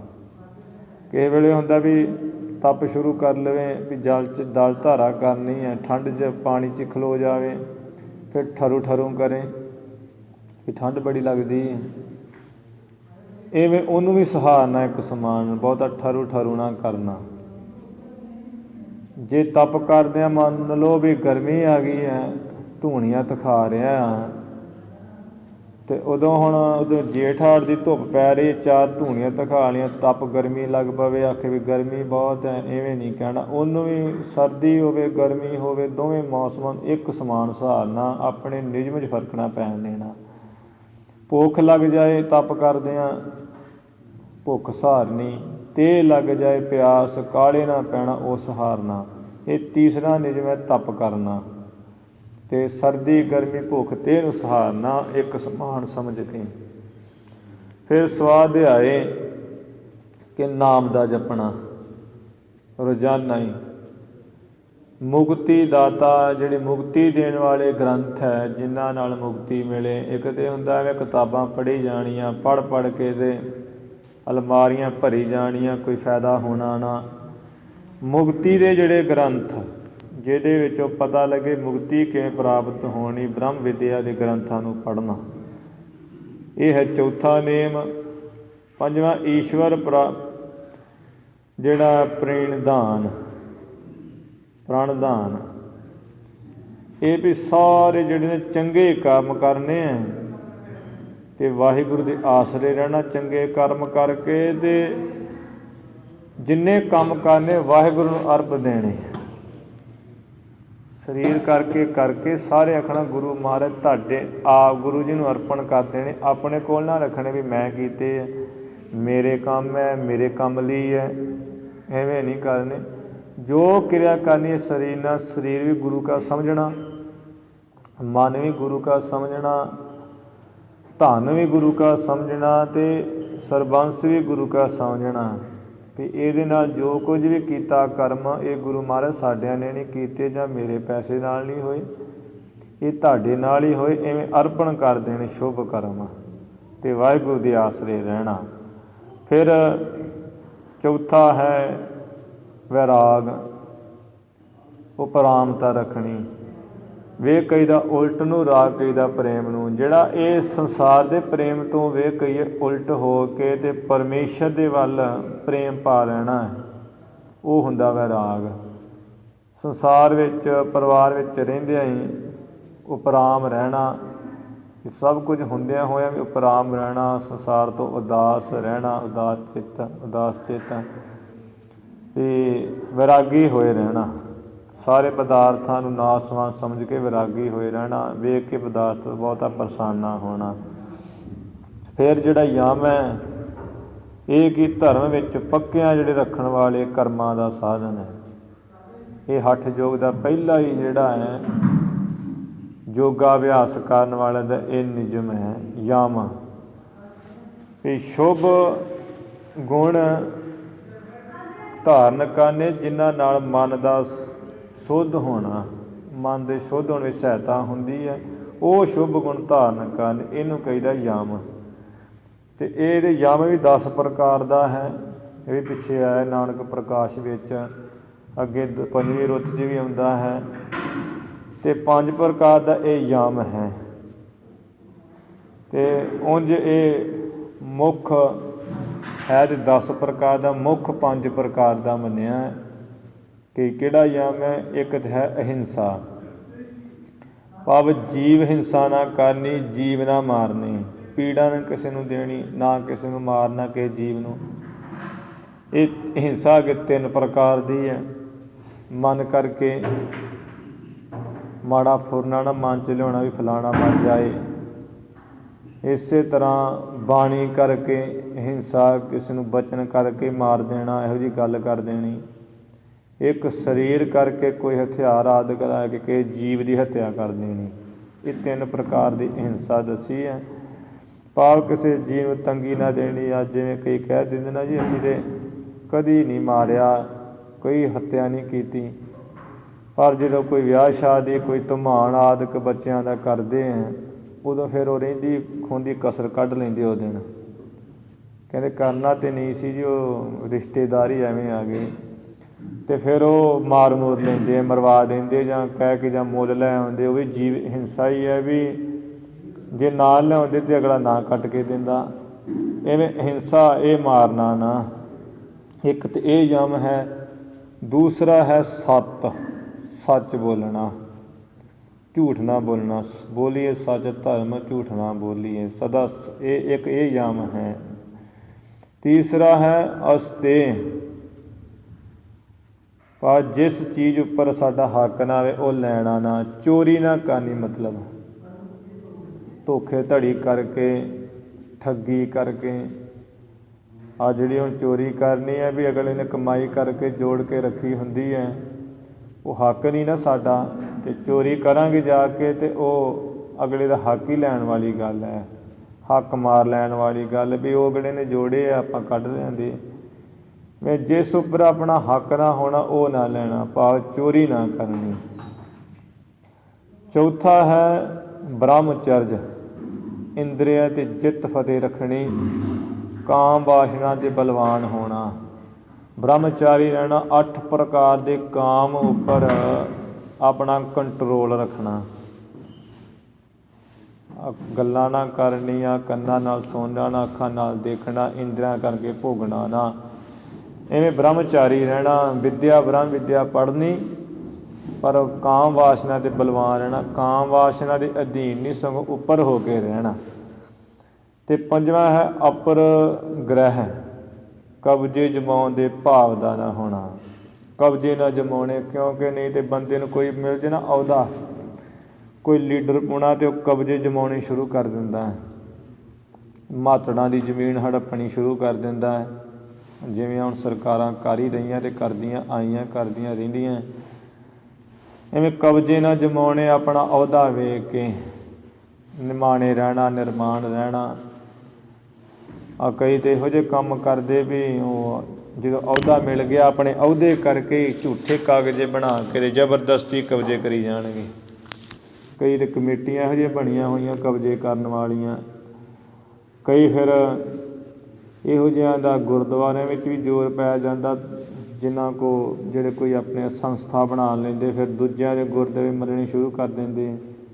ਇਵੇਂ ਕਬਜ਼ਾ ਹੀ ਨਾ ਜਮਾਉਣਾ, ਭਾਵ ਜਿੰਨਾ ਕੁ ਆਪਣਾ ਥਾਂ ਹੈਗਾ ਜਿੱਥੇ ਆਪਾਂ ਰਹਿ ਰਹੇ ਉਹਦੇ ਵਿੱਚ ਹੀ ਖੁਸ਼ ਪ੍ਰਸੰਨ ਰਹਿਣਾ। ਦੂਜਿਆਂ ਦੇ ਚੀਜ਼ਾਂ ਦੇ ਹੱਕ ਨਾ ਜਮਾਉਣਾ, ਕਬਜ਼ੇ ਨਾ ਜਮਾਉਣੇ। ਇਸੇ ਤਰ੍ਹਾਂ ਕਰਨਾ, ਕਿਰਪਾਲਤਾ ਕਰਨੀ, ਦਇਆ ਤਰਸ ਕਰਨਾ, ਕਿਸੇ ਦਾ ਦੁੱਖ ਵੇਖ ਕੇ ਦਰਵ ਜਾਣਾ, ਫਿਰ ਜੀ ਕਰਨਾ ਵੀ ਉਹਦੀ ਮਦਦ ਕਰੀਏ। ਇਹ ਹੈ ਇੱਕ ਗੁਣ, ਕਰਨਾ, ਕਿਰਪਾਲਤਾ, ਦਇਆ ਤਰਸ, ਮਿਹਰ ਕਰਨੀ। ਫਿਰ ਸੱਤ, ਇਹ ਤਾਂ ਅੱਗੇ ਆਏਗਾ ਵੀ ਸੱਚ ਬੋਲਣਾ। ਇਹ ਯਮ ਵਿੱਚ ਹੀ, ਯਮ ਦੇ ਜਿਹੜੇ 10 ਤਰ੍ਹਾਂ ਦਾ ਯਮ ਉਹਦੇ ਵਿੱਚ ਹੀ ਆ ਜਾਂਦਾ ਹੈ। ਫਿਰ ਸੰਤੋਖ ਵੀ ਇਹ ਨਿਯਮ ਵਿੱਚ ਆ ਜਾਂਦਾ ਹੈ ਕਿ ਜੋ ਪ੍ਰਾਪਤ ਹੋਏ ਉਹਦੇ ਵਿੱਚ ਖੁਸ਼ ਰਹਿਣਾ। ਥੋੜ੍ਹਾ ਘਰ ਵਿੱਚ ਥੋੜ੍ਹਾ ਹੀ ਖਾ ਲੈਣਾ, ਰੋਂਦੇ ਨਾ ਰਹਿਣਾ, ਖੁਸ਼ ਪ੍ਰਸੰਨ ਰਹਿਣਾ। ਇਵੇਂ ਸਾਧ ਸੰਗਤ ਜੀ, ਕਵੀ ਸਾਹਿਬ ਜੀ ਕਹਿ ਰਹੇ, ਹੇ ਮਨ ਤੂੰ ਮਾਲੀ ਬਣ ਕੇ ਤੇ ਸਤਿਗੁਰ ਕੇ ਪ੍ਰਸਾਦ ਤੇ। ਮਨਾ ਤੂੰ ਮਾਲੀ ਬਣ ਕੇ, ਜਿਵੇਂ ਮਾਲੀ ਰੁੱਖਾਂ ਆਪਣੇ ਬੂਟਿਆਂ ਦੀ ਬੜੀ ਰੱਖਿਆ ਕਰਦਾ ਹੈ, ਇਵੇਂ ਸਾਮ ਦਮ ਨੇਮ ਵੈਰਾਗ ਯਮ ਕਰਨਾ ਸਤ ਸੰਤੋਖ ਇਹਨਾਂ ਬੂਟਿਆਂ ਦੀ।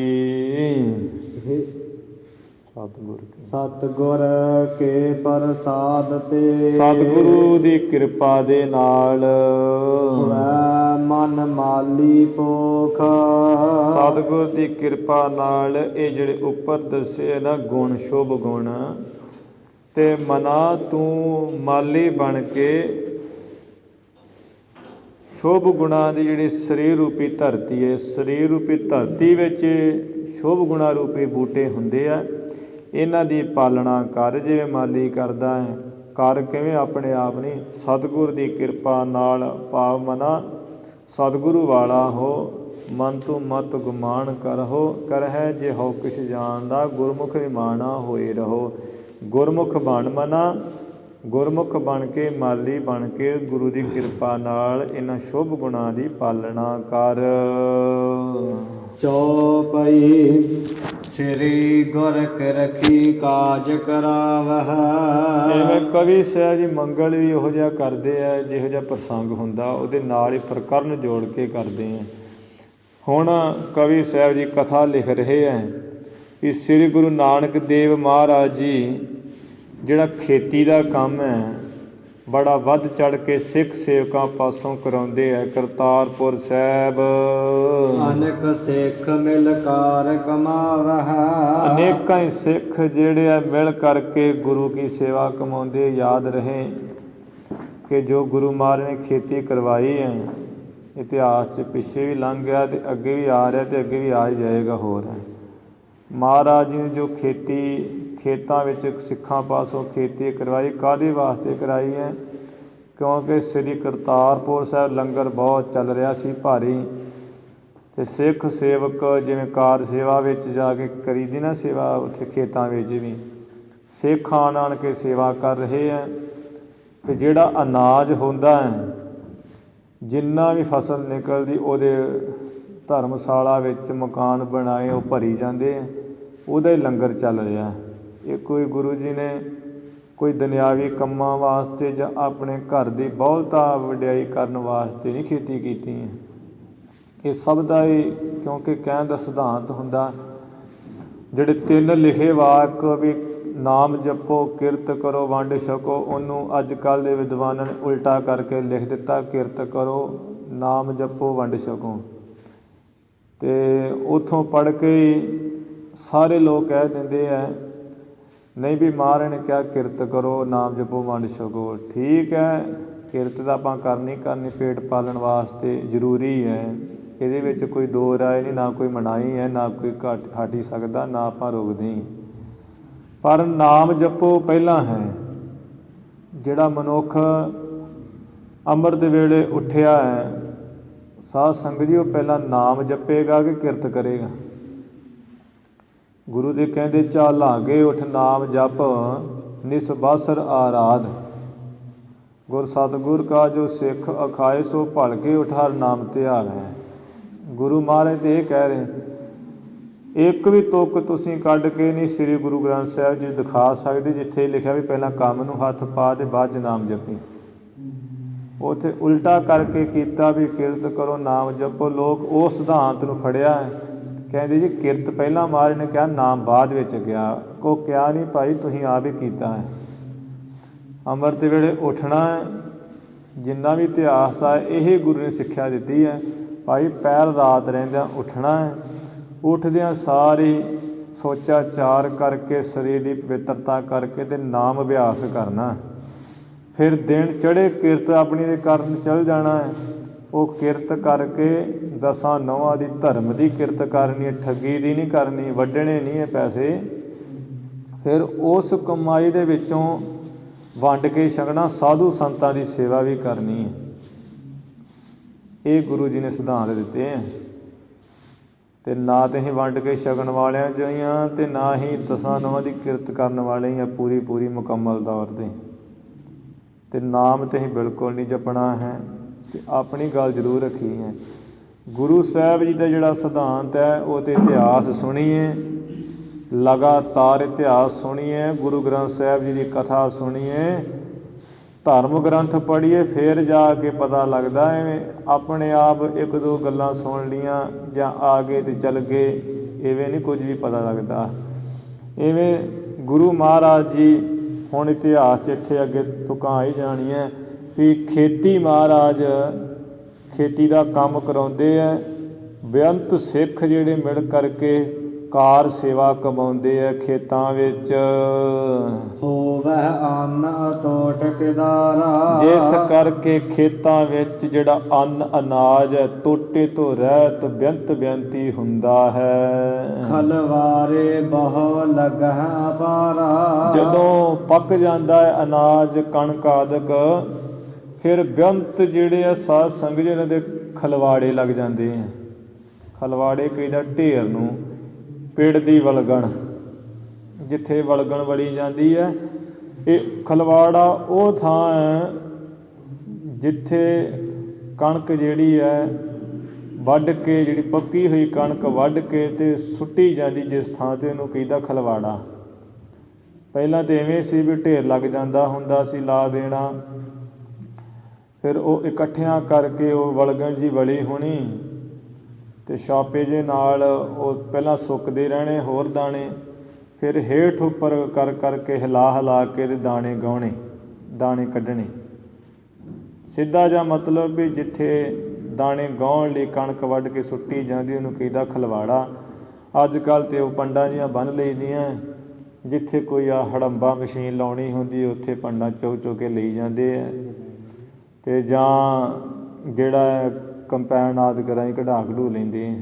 ਪਹਿਲਾਂ ਖਲਵਾੜੇ ਲਾਏ ਜਾਂਦੇ ਸਨ, ਖੇਤ ਵਿੱਚ ਢੇਰ ਲਾਏ ਜਾਂਦੇ ਸਨ। ਇਵੇਂ ਜਦੋਂ ਅਨਾਜ ਪੱਕ ਜਾਂਦਾ ਹੈ ਅਤੇ ਉਹਦੇ ਬਹੁਤ ਬੇਅੰਤ ਵੱਡੇ ਖਲਵਾੜੇ ਢੇਰ ਲੱਗ ਜਾਂਦੇ ਹਨ। ਦਰ ਲੋ ਕੋਠੇ ਭਰ ਕਰ ਸਾਰੇ, ਦਾਣੇ ਕੱਢੇ ਜਾਂਦੇ ਆ ਗਾਹ ਕੇ, ਅਤੇ ਉਹ ਦਾਣੇ ਲਿਆ ਕੇ ਸਾਰੇ ਜਿਹੜੇ ਸਿੱਖ ਸੇਵਕ ਹੈ ਉਹਦੇ ਦਾਣਿਆਂ ਨਾਲ ਦਰਵਾਜ਼ਿਆਂ ਤੱਕ ਸਾਰੇ ਦੇ ਸਾਰੇ ਕੋਠੇ ਭਰ ਲੈਂਦੇ ਹਨ। ਦੇਗ ਚਲਾਵਹਿ ਸਦਾ ਉਦਾਰੇ, ਕਿਉਂਕਿ ਸਤਿਗੁਰੂ ਜੀ ਦੇ ਦਰਬਾਰ ਕਰਤਾਰਪੁਰ ਸਾਹਿਬ ਸੰਗਤ ਬੜੀ ਆਉਂਦੀ ਹੈ ਅਤੇ ਮਹਾਰਾਜ ਲੰਗਰ ਚਲਾਉਂਦੇ ਆ ਸਦਾ ਉਦਾਰੇ, ਖੁੱਲ੍ਹਾ ਡੁੱਲਾ ਹੀ। ਆ ਸਾਰਾ ਵਿੱਚ ਅੱਗੇ ਆਈ ਗਿਆ ਕਿ ਗੁਰੂ ਜੀ ਦਾ ਜੋ ਅਨਾਜ ਨਿਕਲਦਾ ਹੈ ਉਹ ਅਨਾਜ ਦਾ ਮਹਾਰਾਜ ਲੰਗਰ ਚਲਾਉਂਦੇ ਖੁੱਲ੍ਹਾ ਡੁੱਲਾ। ਦੀਨ ਲੱਗਹਿ ਹੋਵਤ ਭੁਨ ਸਾਰਾ, ਸਵੇਰ ਚੜ੍ਹਦਿਆਂ ਹੀ ਭਾਵ ਸੂਰਜ ਫੁੱਟਣ ਤੋਂ ਪਹਿਲਾਂ ਹੀ ਜਿਹੜੇ ਸਿੱਖ ਲੰਗਰ ਦੇਣ ਲੱਗ ਜਾਂਦੇ ਹਨ। ਜਾਮ ਨਿਸਾਲੋ ਅਖੁੱਟ, ਜਾਮ ਨਿਸਾਲੋ ਅਖੁੱਟ ਆਹਾਰਾ, ਰਾਤ ਪਹਿਲੀ ਰਾਤ ਜਿਹੜੀ ਰਾਤ ਦੇ ਪਹਿਲੇ ਪਹਿਰ ਤੱਕ ਭੋਜਨ ਅਖੁੱਟ ਅਮੋਕੀ ਵਰਤਾਇਆ ਜਾਂਦਾ ਹੈ।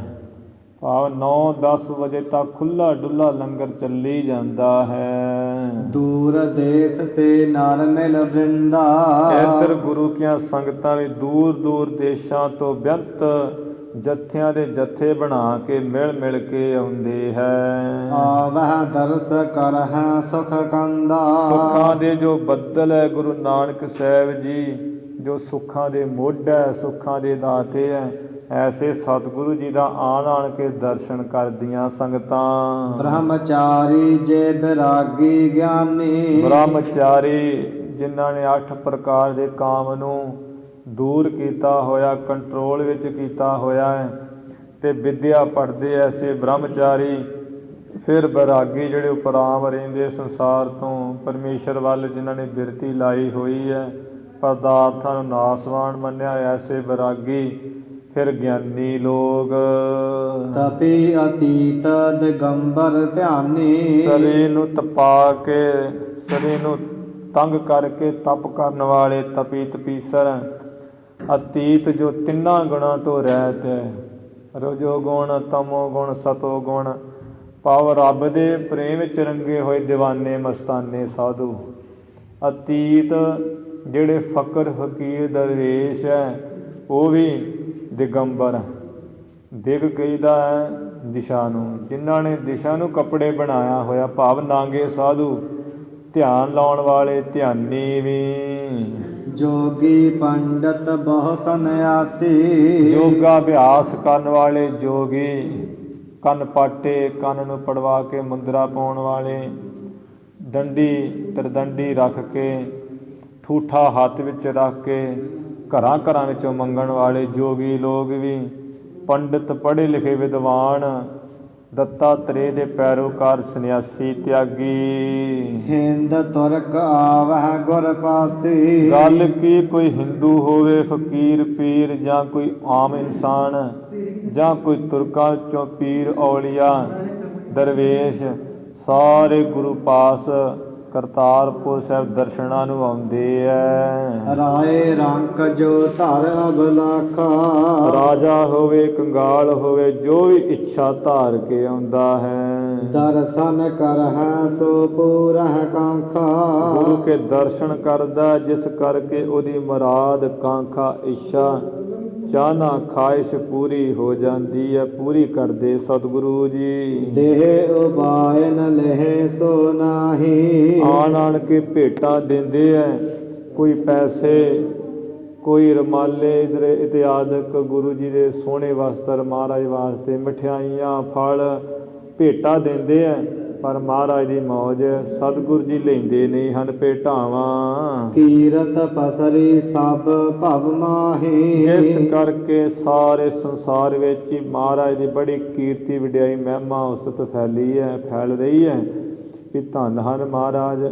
ਨਹੀਂ ਤੇ ਕਿਹੜਾ ਹੈ ਜਿਹਨੂੰ ਦਈਏ ਤੇ ਲਵੇ ਨਾ, ਦਿੰਦੇ ਮਗਰੋਂ ਹੱਥ ਪਹਿਲਾਂ ਕਰ ਦੇ ਦਈਦਾ ਵੀ ਲਿਆਓ, ਅਸੀਂ ਪਹਿਲਾਂ ਡੀਕਦੇ ਹਾਂ। ਕਿ ਗੁਰੂ ਨਾਨਕ ਸਾਹਿਬ ਜੀ ਨਾ ਕੋਈ ਵਸਤਰ ਲੈਂਦੇ ਹੈ, ਨਾ ਮਾਇਆ ਗ੍ਰਹਿਣ ਕਰਦੇ ਹੈ, ਨਾ ਸ਼ਗਨ ਨੂੰ ਕੁਝ ਲੈਂਦੇ ਹੈ, ਕਿਉਂਕਿ ਗੁਰੂ ਸਾਹਿਬ ਜੀ ਨੇ ਤਾਂ 12 ਕੋ ਮਾਇਆ ਨੂੰ ਵੈਸੇ ਦੂਰ ਰੱਖਿਆ ਹੋਇਆ। ਧੱਕੇ ਨਾਲ ਹੀ ਆਉਂਦੀ ਸੀ ਮੱਥਾ ਟੇਕਣ, ਚਰਨ ਪਰਸਣ, ਚਰਨ ਝਸਣ। ਇਹ ਵਡਿਆਈ ਫੈਲੀ ਹੋਈ ਸਾਰੇ ਸੰਸਾਰ ਵਿੱਚ ਕਿ ਗੁਰੂ ਸਾਹਿਬ ਜੀ ਧੰਨ ਹਨ, ਕੁਝ ਨਹੀਂ ਗ੍ਰਹਿਣ ਕਰਦੇ। ਫਿਰ ਹੈ ਕੇ ਪਾਤ ਮਰਾਲਨ ਭੂਲੀ, ਕਹਿੰਦੇ ਉਹ ਕੀਰਤੀ ਦੇ ਮਨ ਇਵੇਂ ਹੈ ਕਿ ਹੰਸਾਂ ਦੀ ਡਾਰੇ ਭੁੱਲੀ ਫਿਰਦੀ, ਭਟਕਦੀ ਫਿਰਦੀ ਹੈ। ਸਭ ਜਗ ਕਿਦੋਂ ਚੰਬੇਲੀ ਫੂਲੀ, ਸਾਰੇ ਸੰਸਾਰ ਵਿੱਚ ਹੀ ਅਥਵਾ ਚੰਬੇਲੀ ਜਿਹੜੀ ਹੈ ਨਾ, ਉਹੀ ਵੱਧ ਫੁੱਲ ਰਹੀ ਹੈ, ਜਿਹੜੀ ਚੰਬੇਲੀ ਬੜੀ ਸੁਗੰਧੀ ਵਾਲੀ ਹੁੰਦੀ ਹੈ। ਮਹਾਰਾਜ ਦੀ ਵਡਿਆਈ ਚੰਬੇਲੀ ਰੂਪ ਹੋ ਕੇ, ਸੁਗੰਧੀ ਵਾਲੀ ਹੋ ਕੇ ਫਲ ਫੁੱਲ ਰਹੀ ਹੈ, ਪ੍ਰਫੁੱਲਤ ਹੋ ਰਹੀ ਹੈ। ਚੰਦ ਚੰਦਰਿਕਾ ਘਰ ਘਰ ਛਾਈ, ਘਰ ਘਰ ਵਿੱਚ ਸਤਿਗੁਰੂ ਜੀ ਦੀ ਵਡਿਆਈ ਰੂਪ ਚਾਂਦਨੀ ਛਾ ਰਹੀ ਹੈ। ਜਹਾਂ ਕਹ ਪਾਰ ਨਾ ਪਾਇਓ ਜਾਈ, ਜਿੱਥੇ ਕਿੱਥੇ ਸਤਿਗੁਰੂ ਜੀ ਦੀ ਮਹਿਮਾ ਦਾ, ਕੀਰਤੀ ਦਾ ਪਾਰਾਵਾਰ ਹੱਦ ਬੰਨਾ ਪਾਇਆ ਹੀ ਨਹੀਂ ਜਾ ਰਿਹਾ। ਧੰਨ ਗੁਰੂ ਨਾਨਕ ਤੇਰੀ ਵੱਡੀ ਕਮਾਈ। ਸੁਣ ਕੇ ਸੁਜਾਸ ਹੋਤ ਮਨ ਚਾਓ, ਸੁਣ ਸੁਣ ਕੇ ਸਤਿਗੁਰੂ ਜੀ ਦਾ ਸ੍ਰੇਸ਼ਟ ਜਸ ਮਨ ਵਿੱਚ ਬਹੁਤ ਚਾਅ ਹੁੰਦਾ ਸਭ ਦੇ। ਆਏ ਬਿਲੋਕਾਂ ਧਰ ਕਾ ਭਾਉ, ਜਿਸ ਕਰਕੇ ਸਿੱਖ ਸੰਗਤਾਂ ਪ੍ਰੇਮ ਸ਼ਰਧਾ ਰੱਖ ਰੱਖ ਕੇ ਤੇ ਮਹਾਰਾਜ ਜੀ ਨੂੰ ਕੋਲ ਆ ਕੇ ਕਰਤਾਰਪੁਰ ਸਾਹਿਬ ਦਰਸ਼ਨ ਕਰਦੇ ਤੱਕਦੇ ਹੈ। ਦੂਰ ਹੋਤੇ ਸਭ ਬਿਦ ਦੂਰ ਹੋਤੇ ਸਭ ਬਦ ਬਦ ਟੋਲਾ। ਜਿਹੜੇ ਦੂਰ ਹੈ ਸੀ ਸਾਰੇ ਟੋਲੇ ਬਨ ਬਨ ਕੇ, ਜੱਥੇ ਬਨ ਬਨ ਕੇ। ਵੈ ਸਮੀਪ ਸੁਖ ਲਹਿ ਅਮੋਲਾ। ਸਤਿਗੁਰੂ ਜੀ ਦੇ ਕੋਲ ਹੋ ਕੇ, ਨੇੜੇ ਹੋ ਕੇ, ਮੁੱਲ ਤੋਂ ਰਹਿਤ ਜਿਹਦਾ ਕੋਈ ਮੁੱਲ ਹੀ ਨਹੀਂ ਹੈ, ਬੇਅੰਤ ਬੇਅੰਤ ਸੁਖ ਲੈ ਰਹੇ ਹੈ। ਸ੍ਰੀ ਨਾਨਕ ਸਾਰੇ। ਸਾਰੇ ਹੀ ਕਹਿੰਦੇ ਧੰਨ ਸ੍ਰੀ ਗੁਰੂ ਨਾਨਕ ਦੇਵ ਜੀ ਮਹਾਰਾਜ, ਧੰਨ ਸ੍ਰੀ ਗੁਰੂ ਨਾਨਕ ਦੇਵ ਜੀ ਮਹਾਰਾਜ। ਉਪਮਾ ਕੇ ਜਤ ਸਰਬ ਉਚਾਰੇ। ਉਪਮਾ ਦੇ ਸਹਿਤ ਸਾਰੇ ਇਸੇ ਤਰ੍ਹਾਂ ਹੀ ਉਚਾਰਦੇ ਵੀ ਧੰਨ ਹੈ ਗੁਰੂ ਨਾਨਕ ਸਾਹਿਬ ਜੀ ਮਹਾਰਾਜ। ਏਕ ਸਮੈ ਸੰਗਤ ਬਹੁ ਆਈ। ਇੱਕ ਸਮੇਂ ਦੀ ਗੱਲ ਹੈ, ਕਹਿੰਦੇ ਬਹੁਤ ਜ਼ਿਆਦਾ ਹੀ ਸੰਗਤ ਕਰਤਾਰਪੁਰ ਸਾਹਿਬ ਆ ਗਈ। ਚਾਹੁ ਦਿਸ ਤੇ ਕਛ ਗਣੀ ਨਾ ਜਾਈ। ਚਾਰ ਤਰਫਾਂ ਤੋਂ ਹੀ, ਪੂਰਬ, ਪੱਛਮ, ਉੱਤਰ, ਦੱਖਣ, ਬੇਅੰਤ ਹਜ਼ਾਰਾਂ ਦੀ ਤਾਦਾਦ ਵਿੱਚ ਹੀ ਸੰਗਤ ਆ ਗਈ।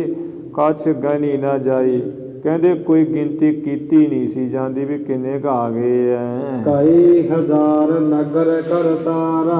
ਕਈ ਹਜ਼ਾਰ ਕਰਤਾਰਪੁਰ ਨਗਰ ਦੇ ਵਿੱਚ ਸੰਗਤਾਂ ਆ ਗਈਆਂ। ਮਾਨਵ ਮਿਲੇ ਨਾ ਪਾਇਤ ਪਾਰਾ। ਹਜ਼ਾਰਾਂ ਦੀ ਤਾਦਾਦ ਵਿੱਚ ਸੰਗਤ ਮਨੁੱਖਾਨ ਮਿਲੇ ਇੱਥੇ ਸੰਗਤ ਰੂਪ ਵਿੱਚ, ਤੇ ਜਿਨ੍ਹਾਂ ਦਾ ਪਾਰਾਵਾਰ ਪਾਇਆ ਨਹੀਂ ਸੀ ਜਾ ਰਿਹਾ। ਧਰਹਿ ਕਾਮਨਾ ਦਰਸ਼ਨ ਕਰਹਿ।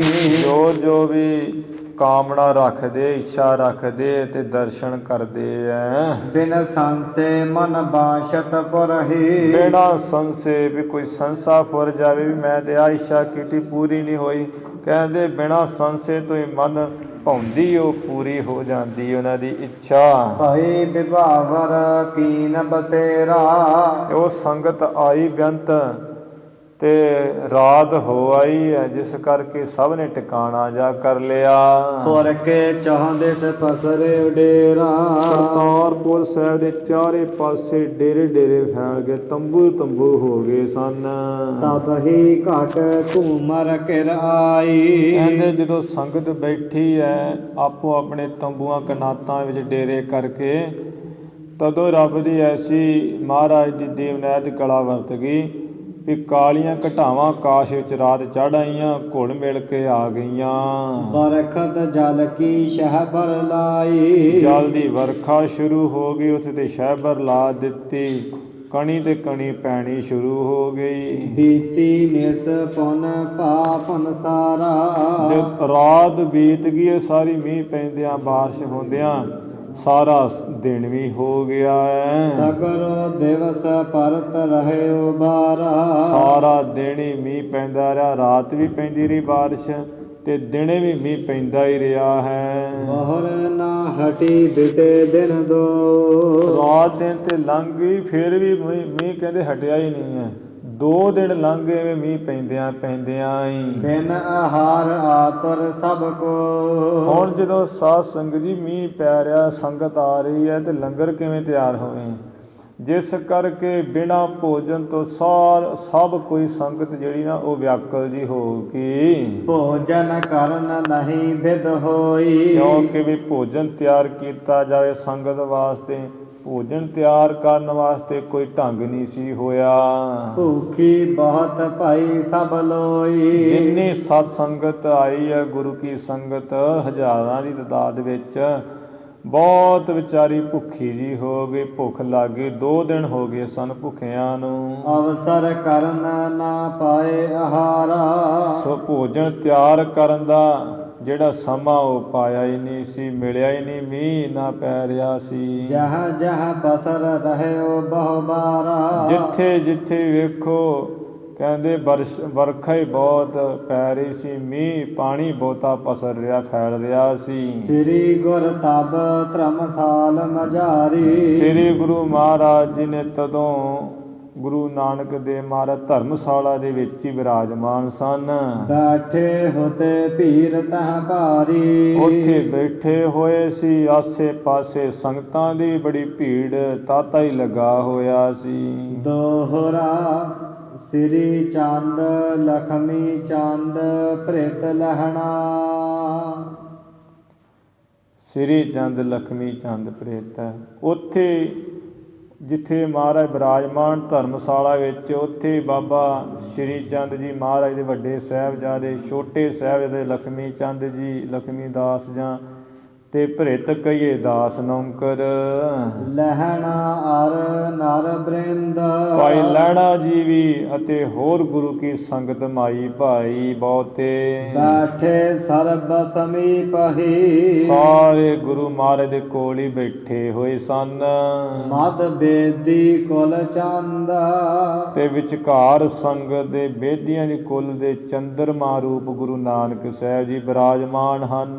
ਚੌਪਈ ਸਭ ਸੰਗਤ ਕੋ ਭੂਖ ਵਿਸਾਲਾ, ਸਾਰੀ ਸਤਿਗੁਰੂ ਜੀ ਨੇ ਜਾਣ ਲਿਆ ਵੀ ਸਾਰੀ ਸੰਗਤ ਨੂੰ ਬਹੁਤ ਭੁੱਖ ਲੱਗੀ ਹੋਈ ਹੈ। ਵਿਆਪੀ ਪੀਰਾ ਲਖੀ ਕਿਰਪਾਲਾ, ਦਿਆਲੂ ਕਿਰਪਾਲੂ ਸਤਿਗੁਰੂ ਅੰਤਰਜਾਮੀ ਹੈ ਵੀ ਬਹੁਤ ਭੁੱਖ ਲੱਗੀ ਹੋਈ, ਸਭ ਨੂੰ ਪੀੜਾ ਵਿਆਪ ਰਹੀ, ਭੁੱਖ ਕਰਕੇ ਵਿਆਕਲ ਹੋਏ ਪਏ ਐ। ਸ੍ਰੀ ਚੰਦਾ ਕੋ ਆਏ ਸਕੀਨੰ, ਉਸ ਵੇਲੇ ਵੱਡੇ ਸਾਹਿਬਜ਼ਾਦੇ ਬਾਬਾ ਸ਼੍ਰੀ ਚੰਦ ਜੀ ਨੂੰ ਆਗਿਆ ਕੀਤੀ ਮਹਾਰਾਜ ਜੀ ਨੇ। ਬਰਖਾ ਹੋਤ ਬਿਤੇ ਦਿਨ ਤੀਨੰ, ਸੁਪੁੱਤਰ ਸ਼੍ਰੀ ਚੰਦ ਜੀ ਬਰਖਾ ਹੁੰਦਿਆਂ ਹੁੰਦਿਆਂ ਅੱਜ 3 ਦਿਨ ਬੀਤ ਗਏ, ਲੰਘ ਗਏ ਐ। ਭਾਈ ਸ਼ੁਦਾਤਰ ਸੰਗਤ ਪੂਰੀ, ਸੰਗਤ ਜਿਹੜੀ ਆ ਆਪਣੇ ਇੱਥੇ ਆਈ ਹੋਈ ਆ, ਸੰਗਤ ਵਿਚਾਰੀ ਭੁੱਖ ਨਾਲ ਬੜੀ ਵਿਆਕਲ ਹੋਈ ਐ। ਸੁਪੁੱਤਰ ਉਠੋ ਤਾਤ ਕੀਜਾ ਕ੍ਰਿਤਰੂਰੀ, ਇਹ ਪੁੱਤਰ ਜੀ ਜੋ ਗੁਰੂ ਘਰ ਦਾ ਕਿਰਤ ਕਮਾਈ ਹੈ ਨਾ ਸੋਹਣੀ, ਉਹ ਗੁਰੂ ਕੀ ਸੇਵਾ ਉੱਠ ਕੇ ਕਰੋ ਜਲਦੀ ਨਾਲ। ਤਰ ਕਿੱਕਰ ਕੇ ਵਹਿਰ ਜੋ ਠਾਂਡੇ, ਧਰਮਸ਼ਾਲਾ ਤੋਂ ਬਾਰ-ਬਾਰ ਜਿਹੜੇ ਕਿੱਕਰ ਦੇ ਬ੍ਰਿਸ਼ ਖੜੇ ਐਨ ਸਿੱਧੇ, ਚੜ ਉਪਰ ਚੁਣਾ ਚੜ ਉਪਰ ਚੂਣਾਂ ਗਹਿ ਗਾਡੇ, ਚੰਗੀ ਤਰ੍ਹਾਂ ਚੜ ਕੇ ਨਾ ਉੱਪਰ ਕਿੱਕਰਾਂ ਦੇ ਉੱਪਰ, ਤੇ ਪੁੱਤਰ ਜੀ ਟਾਹਣਿਆਂ ਨੂੰ ਫੜ ਕੇ ਹਿਲਾਉਣਾ ਦੋ, ਟਾਹਣੇ ਹਿਲਾਓ। ਅਨੇਕ ਪ੍ਰਕਾਰ ਆਹਾਰ ਸੋ ਗਿਰਹੀ, ਜਦੋਂ ਤੁਸੀਂ ਹਿਲਾਓਗੇ ਕਿੱਕਰ ਦੇ ਟਾਹਣਿਆਂ ਨੂੰ, ਅਨੇਕਾਂ ਤਰ੍ਹਾਂ ਨਾਲ ਹੀ ਬਹੁਤ ਤਰ੍ਹਾਂ ਦਾ ਭੋਜਨ ਉੱਪਰੋਂ ਗਿਰੇਗਾ। ਸੰਗਤ ਖਾਏ ਸ਼ੁਦਾ ਕੋ ਹਰਹੀ, ਸੰਗਤ ਵਿਚਾਰੀ ਭੁੱਖੀ ਹੈ, ਜਦੋਂ ਛਕ ਛਕਾ ਲਏਗੀ ਤੇ ਆਪਣੀ ਭੁੱਖ ਜਿਹੜੀ ਨਾਸ ਕਰ ਲਏਗੀ, ਦੂਰ ਹੋ ਜਾਏਗੀ ਭੁੱਖ। ਬਾਹਰ ਜਬੈ ਬਰਖਾ ਹਟ ਜਾਹ, ਫਿਰ ਜਦੋਂ ਪੁੱਤਰ ਜੀ ਬਰਖਾ ਮੀਂਹ ਹਟ ਜਾਏਗਾ, ਹੋਏ ਸੁਖੀ ਤਬ ਸਦਨ ਸਿਦਾ ਹੈ, ਸਾਰੇ ਸੁਖੀ ਹੋ ਕੇ ਤਦੋਂ ਆਪੋ ਆਪਣੇ ਘਰਾਂ ਨੂੰ ਇਹ ਚਲੇ ਜਾਏਗੀ ਸੰਗਤ। ਸ੍ਰੀ ਚੰਦ ਬਾਣੀ ਸੁਣ ਤਬ ਰਾਹੀ, ਬਾਬਾ ਸ਼੍ਰੀ ਚੰਦ ਜੀ ਸਤਿਗੁਰੂ ਜੀ ਦੇ ਇਹ ਬਚਨ ਸੁਣ ਕੇ ਤੇ ਆਪਣੇ ਵੱਲੋਂ ਕਿਹਾ, ਪਿਤ ਕੇ ਬਚ ਪ੍ਰਤੀਤ ਜਿਸ ਨਾਹੀ। ਭਾਈ ਸੰਤੋਖ ਸਿੰਘ ਜੀ ਕਹਿੰਦੇ ਐ ਵੀ ਜਿਸ ਬਾਬਾ ਸ਼੍ਰੀ ਚੰਦ ਸਾਹਿਬਜ਼ਾਦਿਆਂ ਨੂੰ ਪਿਤਾ ਗੁਰੂ ਨਾਨਕ ਸਾਹਿਬ ਜੀ ਦੇ ਬਚਨਾਂ ਤੇ ਭਰੋਸਾ ਤੇ ਹੈ ਹੀ ਨਹੀਂ ਹੈ। ਬਿਟਪਨ ਸੰਗ ਆਸਨ ਕਿਨ ਲਾਇਓ, ਉਸ ਵੇਲੇ ਬਚਨ ਤੇ ਕੀ ਮੰਨਣਾ ਹੈ। ਤੇ ਕਹਿਣ ਲੱਗੇ ਪਿਤਾ ਜੀ ਆ ਵੀ ਜਿਹੜੇ ਕਿੱਕਰ ਦੇ ਰੁੱਖ ਹੈ ਵੀ ਰੁੱਖਾਂ ਉੱਪਰ ਕਿੰਨੇ ਭੋਜਨ ਲਾਇਆ ਹੈ, ਕਿੰਨੇ ਲਾਈ ਹੈ ਮਠਿਆਈ ਭਲਾ। ਅਵਲੋ ਕਿਉ ਨਹ ਕਿਸੂ ਸੁਨਾਇਓ, ਅੱਜ ਤੱਕ ਮੈਂ ਤੇ ਕਦੀ ਆਪਣੀ ਅੱਖਾਂ ਨਾਲ ਰੁੱਖਾਂ ਨੂੰ ਮਠਿਆਈਆਂ ਲੱਗੀਆਂ ਦੇਖੀਆਂ ਨਹੀਂ ਹੈ, ਤੇ ਨਾ ਕਿਸੇ ਪਾਸੋਂ ਸੁਣਿਆ ਵੀ ਫਲਾਣੇ ਥਾਂ ਰੁੱਖ ਨੂੰ ਬੜੀਆਂ ਮਠਿਆਈਆਂ ਭੋਜਨ ਲੱਗੇ ਹੈ। ਪੂਰਬ ਕਬਹਿ ਨਾ ਹੋਈ ਆਸੇ, ਪਹਿਲਾਂ ਦੇ ਕਦੀ ਇਸ ਤਰ੍ਹਾਂ ਹੋਈ ਨਹੀਂ ਹੈ ਜੁਗਾਂ ਜੁਗਾਂ ਵਿੱਚ। ਆਪ ਬਚਨ ਭਾਖਤ ਹੋ ਜਾਸੇ, ਜਿਸ ਤਰ੍ਹਾਂ ਆਪ ਬਚਨ ਕਹਿੰਦੇ ਵੀ ਰੁੱਖ ਦੇ ਟਾਹਣੇ ਨੂੰ ਹਿਲਾਓ, ਮਠਿਆਈਆਂ ਡਿੱਗਣਗੀਆਂ, ਪੂੜੀਆਂ ਜਲੇਬੀਆਂ ਡਿੱਗਣਗੀਆਂ, ਇਸ ਤਰ੍ਹਾਂ ਪਹਿਲਾਂ ਦੀ ਕਦੀ ਹੋਈ ਨਹੀਂ ਹੈ। ਇਹ ਕਦੀ ਵੀ ਉੱਥੋਂ ਵੀ ਕਦੀ ਜਿਹੜੀਆਂ ਮਠਿਆਈਆਂ ਡਿੱਗੀਆਂ ਹਨ। ਸਿੱਧ ਮੁਨੀ ਅਰਜੇ ਅਵਤਾਰਾ, ਕਿੰਨੇ ਸ਼ਕਤੀਆਂ ਵਾਲੇ ਸਿੱਧ ਹੈ, ਮੁਨੀ ਹੈ, ਹੋਰ ਜਿਹੜੇ ਅਵਤਾਰ ਹੋਏ ਹੈ। ਕਿਨਹੁ ਆਸਨ ਬਚਨ ਉਚਾਰਾ, ਤੇ ਕਿਸੇ ਨੇ ਇਸ ਤਰ੍ਹਾਂ ਬਚਨ ਨਹੀਂ ਉਚਾਰਿਆ ਜਿਵੇਂ ਤੁਸੀਂ ਕਹਿ ਦਿੱਤਾ ਵੀ ਪੁੱਤਰ ਜੀ ਕਿੱਕਰ ਦੇ ਜਿਹੜੇ ਰੁੱਖ ਦੇ ਟਾਹਣੇ ਹਿਲਾਓ ਤੇ ਭੋਜਨ ਡਿੱਗਣਗੇ। ਵੀ ਪਿਤਾ ਜੀ ਕਦੀ ਰੁੱਖਾਂ ਤੋਂ ਵੀ ਭੋਜਨ ਡਿੱਗੇ ਹੈ, ਕਿੱਕਰ ਤੋਂ ਟੁਕੜੇ ਤੇ ਡਿੱਗ ਸਕਦੇ ਹੈ। ਤੇ ਪਰ ਮਠਿਆਈਆਂ ਨਹੀਂ ਡਿੱਗ ਸਕਦੀਆਂ। ਜਿਉ ਵਿਪਰੀਤ ਆਪ ਫਰਮਾਵੋ, ਜਿਵੇਂ ਆਪ ਉਲਟਾ ਹੀ ਫਰਮਾ ਰਹੇ ਹੋ, ਜੋ ਹੈ ਨਹੀਂ ਗੱਲ। ਹੋ ਨਾ ਕਰੋ ਨਰ ਬੀਜਲ ਜਾਵਾ। ਮਹਾਰਾਜ ਪਿਤਾ ਜੀ, ਮੈਂ ਤੁਹਾਡਾ ਬਚਨ ਮੰਨ ਕੇ ਤੇ ਨਹੀਂ ਕੰਮ ਕਰਾਂਗਾ, ਤੇ ਕਿਉਂਕਿ ਮਠਿਆਈ ਡਿੱਗਣੀ ਕੋਈ ਨਹੀਂ, ਤੇ ਮੈਂ ਲੋਕਾਂ ਵਿੱਚ ਸ਼ਰਮਿੰਦਾ ਨਹੀਂ ਹੋਵਾਂਗਾ। ਜਾਣਿਓ ਤਾਤ ਪ੍ਰਤੀਤ ਬਹੀਨਾ। ਸਤਿਗੁਰ ਜੀ ਨੇ ਜਾਣ ਲਿਆ ਵੀ ਜੋ ਸਾਡਾ ਪੁੱਤਰ ਹੈ ਨਾ ਸ਼੍ਰੀ ਚੰਦ, ਇਹ ਭਰੋਸੇ ਤੋਂ ਜਿਹੜਾ ਹਰੈਤ ਹੈ, ਇਹਨੂੰ ਯਕੀਨ ਨਹੀਂ ਹੈ ਸਾਡੇ ਉੱਪਰ। ਪ੍ਰਭ ਤਬਦ ਤੀ ਅਸੰਗ ਬਚ ਕੀਨਾ। ਤਦੋਂ ਪ੍ਰਭੂ ਗੁਰੂ ਨਾਨਕ ਸਾਹਿਬ ਜੀ ਨੇ ਦੂਸਰੇ ਸੁਪੁੱਤਰ ਬਾਬਾ ਲਖਮੀ ਚੰਦ ਜੀ ਨਾਲ ਬਚਨ ਕੀਤਾ। ਲਖਮੀ ਦਾਸ ਸੁਨਹੁ ਸੁਤ ਆਇਸ। ਪੁੱਤਰ ਲਖਮੀ ਦਾਸ, ਸਾਡੀ ਆਗਿਆ ਸੁਣੋ ਧਿਆਨ ਦੇ ਕੇ। ਕਰਹੁ ਕਿਰਤ ਇਹ ਬਿਲਮ ਗਵਾਇਸ। ਪੁੱਤਰ ਜੀ, ਜਿਹੜੀ ਗੁਰੂ ਘਰ ਦੀ ਕਿਰਤ ਕਮਾਈ ਹੈ ਨਾ ਸੇਵਾ, ਉਹਨੂੰ ਆਪ ਜੀ ਕਰੋ ਬਿਨਾਂ ਦੇਰੀ ਗਵਾਏ। ਵਹਿਰ ਮਹੀਰਹ ਝੂਣਹੁ ਜਾਈ। ਦੇਰੀ ਗਵਾ ਕੇ ਤੇ ਇਹ ਕਿਰਤ ਕਰੋ ਜੋ ਅਸੀਂ ਕਹਿ ਰਹੇ ਹਾਂ ਵੀ ਵਾਰ-ਵਾਰ ਜਾ ਕੇ ਜਿੱਥੇ ਕਿੱਕਰਾਂ ਦੇ ਰੁੱਖ ਹੈ ਕੰਡਿਆਂ ਵਾਲੇ, ਉਸ ਨੂੰ ਜਾ ਕੇ ਤੁਸੀਂ ਹਿਲਾਉਣਾ ਕਰੋ। ਸੰਗਤ ਸਗਰੀ ਲਿਹੋ ਬੁਲਾਈ। ਤੇ ਸਾਰੀ ਜਿਹੜੀ ਸੰਗਤ ਹੈ ਉਹਨੂੰ ਤੁਸੀਂ ਸੱਦ ਲਓ, ਪਿੱਛੇ ਬੁਲਾ ਕੇ ਲਾ ਲਓ। ਬਹੁ ਭੂਖੇ ਤ੍ਰਿਪਤਾਵਹੁ ਆਛੇ। ਕਿਉਂਕਿ ਪੁੱਤਰ ਜੀ, ਸੰਗਤ 3 ਦਿਨਾਂ ਤੋਂ ਬਹੁਤ ਭੁੱਖੀ ਹੈ, ਤੇ ਚੰਗੀ ਤਰ੍ਹਾਂ ਇਹਨਾਂ ਨੂੰ ਭੋਜਨ ਛਕਾ ਕੇ ਰਜਵਾ ਦਿਓ, ਤ੍ਰਿਪਤ ਕਰ ਦਿਓ। ਕਰਹਿ ਨਹੀਂ ਤਬ ਆਵਹੁ ਪਾਛੇ। ਜਦੋਂ ਇਹ ਨਹੀਂ ਕਰਨਾ ਵੀ ਅਸਾਂ ਹੁਣ ਰੱਜ ਗਏ ਹਾਂ, ਹੁਣ ਨਹੀਂ ਛਕਣਾ, ਉਦੋਂ ਪਿੱਛੋਂ ਹੀ ਤੁਸੀਂ ਸਾਡੇ ਕੋਲ ਆਓ। ਉਹਨਾਂ ਚਿਰ ਕਿੱਕਰ ਦੇ ਰੁੱਖ ਨੂੰ ਹਲੂਣੇ ਦੇਈ ਜਾਓ, ਸੰਗਤ ਭੋਜਨ ਛਕੀ ਜਾਏ। ਤਿਸ ਬਿਦ ਉਤਰ ਦੀਨ ਤਾਹੀ। ਹੁਣ ਬਾਬਾ ਲਖਮੀ ਦਾਸ ਕਿਹੜੇ ਘੱਟ ਸਨ, ਇਹਨਾਂ ਵੀ ਅੱਗੋਂ ਉਵੇਂ ਜਵਾਬ ਦਿੱਤਾ ਜਿਵੇਂ ਬਾਬਾ ਸ਼੍ਰੀ ਚੰਦ ਨੇ ਦਿੱਤਾ ਵੀ ਪਿਤਾ ਜੀ ਕੀ ਹੋ ਗਿਆ ਤੁਹਾਨੂੰ? ਕਦੇ ਕਿੱਕਰਾਂ ਤੋਂ ਮਠਿਆਈਆਂ ਵੀ ਡਿੱਗੀਆਂ, ਇਸ ਤਰ੍ਹਾਂ ਦੇ ਕਦੀ ਨਹੀਂ ਅੱਜ ਤੱਕ ਹੋਇਆ ਜਿਵੇਂ ਤੁਸੀਂ ਕਹਿ ਰਹੇ ਹੋ। ਮੈਂ ਨਹੀਂ ਇਹ ਕੰਮ ਕਰਾਂਗਾ।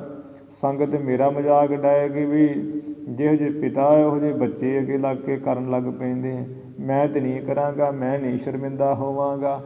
ਜਿਵੇਂ ਜਵਾਬ ਦਿੱਤਾ ਬਾਬਾ ਸ਼੍ਰੀ ਚੰਦ ਜੀ ਨੇ, ਉਸੇ ਤਰ੍ਹਾਂ ਹੀ ਜਿਹੜਾ ਹੈ ਬਾਬਾ ਲਖਮੀ ਚੰਦ ਜੀ ਨੇ ਜਵਾਬ ਦਿੱਤਾ ਹੈ ਮੋੜਵਾਂ। ਪੇਤਰ ਜਾਏ ਚਿਤ ਮਾਨਤ ਨਾਹੀ। ਪਿਤਾ ਦੀ ਰਜਾਏ ਆਗਿਆ ਵਿੱਚ ਚਿੱਤ ਮੰਨਦਾ ਹੀ ਨਹੀਂ ਇਹਨਾਂ ਦਾ। ਦ્વੈ ਸਤ ਲਖੇ ਪ੍ਰਤੀਤ ਨਾ ਆਈ। ਸਤਿਗੁਰ ਜੀ ਨੇ ਜਾਣ ਲਿਆ ਵੀ ਦੋਵੇਂ ਸੁਪੁੱਤਰਾਂ ਦੇ ਜਿਹੜੇ ਨਾ ਹਿਰਦੇ ਵਿੱਚ ਸਾਡੇ ਵਾਸਤੇ ਭਰੋਸਾ ਨਹੀਂ ਆਇਆ ਹੈ, ਪ੍ਰਤੀਤੀ ਨਹੀਂ ਆਈ, ਯਕੀਨ ਨਹੀਂ ਆਇਆ।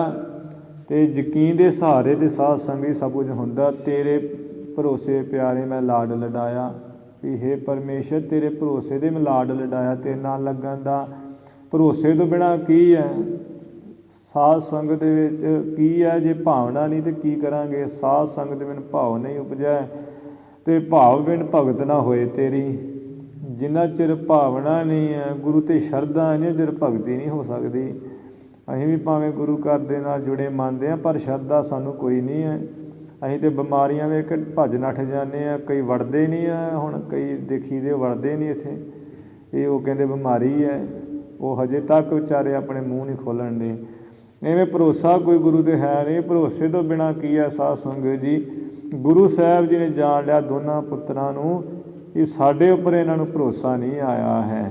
ਉਚਿਤ ਨਾ ਇਹੋ ਵਿਸਾਲ ਵਡਿਆਈ। ਇਸ ਕਰਕੇ ਜਿਹੜੀ ਵੱਡੀ ਵਡਿਆਈ ਹੈ ਗੁਰਤਾ ਦੀ, ਇਹਨਾਂ ਦੋਵਾਂ ਪੁੱਤਰਾਂ ਦੇ ਯੋਗ ਨਹੀਂ ਹੈ, ਗੁਰਤਾ ਦੇ ਬਿਠਾਉਣ ਯੋਗ ਨਹੀਂ ਹੈ। ਉੱਤਮ ਹੁਤ ਜੋ ਦਾਸਨ ਮਾਹੀ। ਇੱਧਰ ਉੱਤਮ ਮਹਾਨ ਜੋ ਦਾਸਾਂ ਵਿੱਚ ਹੈ ਸੀ। ਲਹਣੇ ਸੰਗ ਗਿਰਾ ਪੁਨ ਪ੍ਰਾਹੀ। ਉਹ ਕੌਣ ਸਨ? ਭਾਈ ਲਹਿਣਾ ਜੀ। ਭਾਈ ਲਹਿਣਾ ਨਾਲ ਸਤਿਗੁਰ ਜੀ ਨੇ ਬਚਨ ਕਿਹਾ, ਲਹਣੇ ਉਠੋ ਸੋ ਲਹਣਾ ਤੋਹੀ। ਐ ਪੁਰਖਾ ਭਾਈ ਲਹਿਣੇ ਉੱਠ, ਤੂੰ ਹੀ ਸਾਡੇ ਤੋਂ ਲੈਣਾ ਜੋ ਲੈਣਾ ਹੈ। ਤੂਰਨ ਕਰਹੁ ਜੋ ਆਏ ਸਮੋਹੀ। ਜੋ ਸਾਡੀ ਆਗਿਆ ਜੋ ਤੁਸੀਂ ਸੁਣ ਰਹੇ ਹੋ ਇੱਥੇ ਬੈਠੇ ਬੈਠੇ ਉਸ ਕੰਮ ਨੂੰ ਛੇਤੀ ਦੇ ਕੇ ਕਰੋ। ਸੰਗਤ ਸਗਰੀ ਲਿਹੋ ਪਿਛਾਰੀ। ਸਾਰੀ ਸੰਗਤ ਜਿਹੜੀ ਹੈ ਬੁਲਾ ਲਓ ਤੇ ਆਪਣੇ ਪਿੱਛੇ ਲਾ ਲਓ, ਪਿੱਛੇ ਪਿੱਛੇ ਸੰਗਤ ਨੂੰ ਲੈ ਲਓ। ਵਹ ਤੁਮ ਜਾਵਹੁ ਸਭਨ ਅਗਾਰੀ। ਤੇ ਆਪ ਜੀ ਪੁਰਖਾ ਸਭ ਤੋਂ ਅੱਗਿਆਂ ਹੋ ਕੇ ਅੱਗੇ ਲੱਗ ਕੇ ਚੱਲ ਜਾਓ। ਵਹਿਰ ਜੇ ਸਾਖੀ ਝੂਣਹੁ ਨੀਕੇ। ਬਾਹਰ ਜੋ ਕਿੱਕਰਾਂ ਦੇ ਬ੍ਰਿਛ ਲੱਗੇ ਆ ਕਿੱਕਰ ਉੱਪਰ ਚੜ ਜਾਓ ਤੇ ਟਾਹਣਿਆਂ ਨੂੰ ਚੰਗੀ ਤਰ੍ਹਾਂ ਝੂਣੋ ਕਈਏ ਹਿਲਾਓ। ਦੇਹੋ ਆਹਾਰ ਭਾਵਤੇ ਜੀ ਕੇ। ਸੰਗਤ ਨੂੰ ਪਰਮੇਸ਼ਰ ਦੀ ਸੰਗਤ ਸਮਝ ਕੇ ਭੋਜਨ ਜਿਹੜਾ ਛਕਾ ਦਿਓ। ਮਨ ਭਾਉਂਦੇ ਜੀ ਦੇ ਭਾਉਂਦੇ ਜੋ ਸੰਗਤ ਨੂੰ ਚੰਗਾ ਲੱਗਦਾ ਉਹੋ ਹੀ ਉੱਥੇ ਕਿੱਕਰ ਤੋਂ ਹਲੂਣੇ ਦੇ ਕੇ ਤੇ ਸੰਗਤ ਨੂੰ ਭੋਜਨ ਛਕਾ ਦਿਓ। ਸੁਨ ਕਰ ਤਨ ਪਰ ਪਟ ਨਾ ਸੰਭਾਰਾ। ਕਹਿੰਦੇ ਆ ਵੀ ਹਜੇ ਸਤਿਗੁਰ ਜੀ ਬਚਨ ਹੀ ਕਹਿ ਰਹੇ ਆ। ਭਾਈ ਲਹਿਣਾ ਜੀ ਨੇ ਤਾਂ ਸੁਣ ਕਰਕੇ ਸਰੀਰ ਉੱਪਰ ਕੱਪੜਾ ਵੀ ਨਹੀਂ ਸੰਭਾਲਿਆ, ਜਿਹੜਾ ਹਜੂਰੀਆ ਲਿਆ ਸੋਹਣਾ ਚਾਦਰਾ, ਉਹ ਚਾਦਰਾ ਵੀ ਆਪਣਾ ਨਹੀਂ ਸੰਭਾਲਿਆ। ਉੱਠ ਕੇ ਤੂਰਨ ਨਿਕਸਿਓ ਦੁਆਰਾ।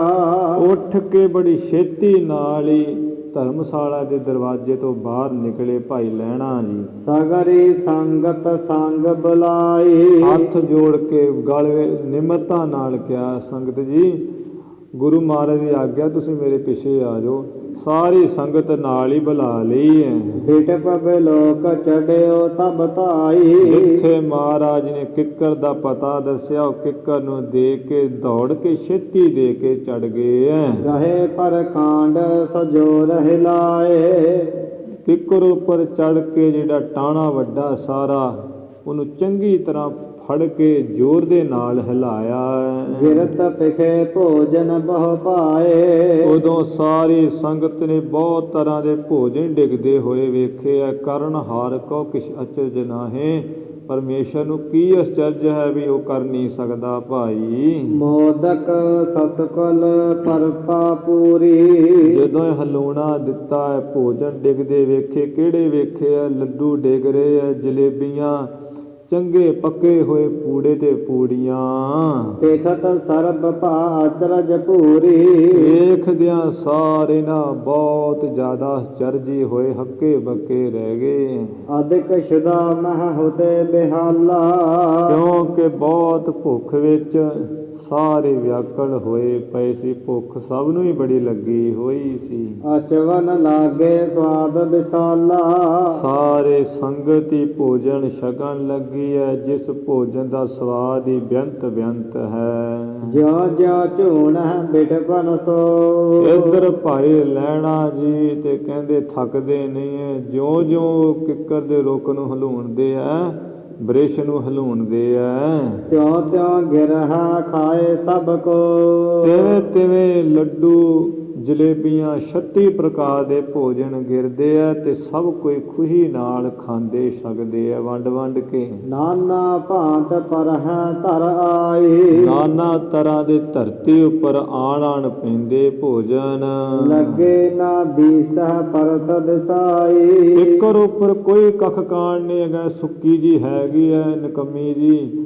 ਕਹਿੰਦੇ ਲੱਗੇ ਹੋਏ ਭੋਜਨ ਤੇ ਨਹੀਂ ਉੱਪਰ ਦਿਸਦੇ, ਪਰ ਥੱਲੇ ਡਿੱਗਦੇ ਜ਼ਰੂਰ ਦਿਸਦੇ ਆ ਵੀ ਕਿੱਥੋਂ ਆਉਂਦੇ ਇਹ। ਅਚਰਜ ਤੇ ਗਤ ਜਾਏ ਨਾ ਜਾਣੀ। ਸਭ ਅਚਰਜੀ ਹੋ ਗਏ ਹੈ ਤੇ ਜਿਹੜੀ ਗਲਤ ਹੈ ਸਤਿਗੁਰ ਜੀ ਦੇ ਅਵਸਥਾ ਹੈ ਕਿਸੇ ਕੋ ਜਾਣੀ ਨਹੀਂ ਜਾ ਰਹੀ, ਹਾਲਤ ਜਾਣੀ ਨਹੀਂ ਜਾ ਰਹੀ ਵੀ ਇਹ ਹੋ ਕੀ ਰਿਹਾ ਹੈ। ਧੰਨ ਧੰਨ ਕਹਿ ਗੁਰ ਗੁਣ ਖਾਨੀ। ਸਾਰੇ ਕਹਿੰਦੇ ਧੰਨ ਗੁਰੂ ਨਾਨਕ ਸਾਹਿਬ ਜੀ, ਧੰਨ ਗੁਰੂ ਨਾਨਕ ਸਾਹਿਬ ਜੀ। ਗੁਰੂ ਮਹਾਰਾਜ ਤੇ ਗੁਣਾਂ ਦੀ ਖਾਨ ਹਨ। ਇਕ ਤੋ ਭੁਖੇ ਬਾਸਰਤੀ ਨੰ। ਕਵੀ ਸਾਹਿਬ ਜੀ ਕਹਿੰਦੇ ਵੀ ਗੁਰੂ ਕੀ ਸੰਗਤ ਇੱਕ ਤੇ ਭੁੱਖੀ ਸੀ 3 ਦਿਨਾਂ ਦੀ। ਮਿਲਿਓ ਨਾ ਅਵਸਰ ਆਸਨ ਨਾ ਕੀਨੰ। ਸਮਾਂ ਕੋਈ ਮਿਲਿਆ ਨਹੀਂ ਸੀ, ਮੌਕਾ ਕੋਈ ਮਿਲਿਆ ਨਹੀਂ ਸੀ ਭੋਜਨ ਛਕਣ ਦਾ, ਤੇ ਭੋਜਨ ਵਿਚਾਰਿਆਂ ਨੇ ਕੀਤਾ ਨਹੀਂ ਸੀ। ਦੁਤੀਯ ਸਾਧਨਾ ਮਿਲਿਓ ਆਹਾਰਾ। ਇੱਕ ਤੇ ਇਹ ਕਾਰਨ ਤੇ ਦੂਜਾ ਕਾਰਨ ਇਹ ਵੀ ਭੋਜਨ ਜਿਹੜਾ ਹੈ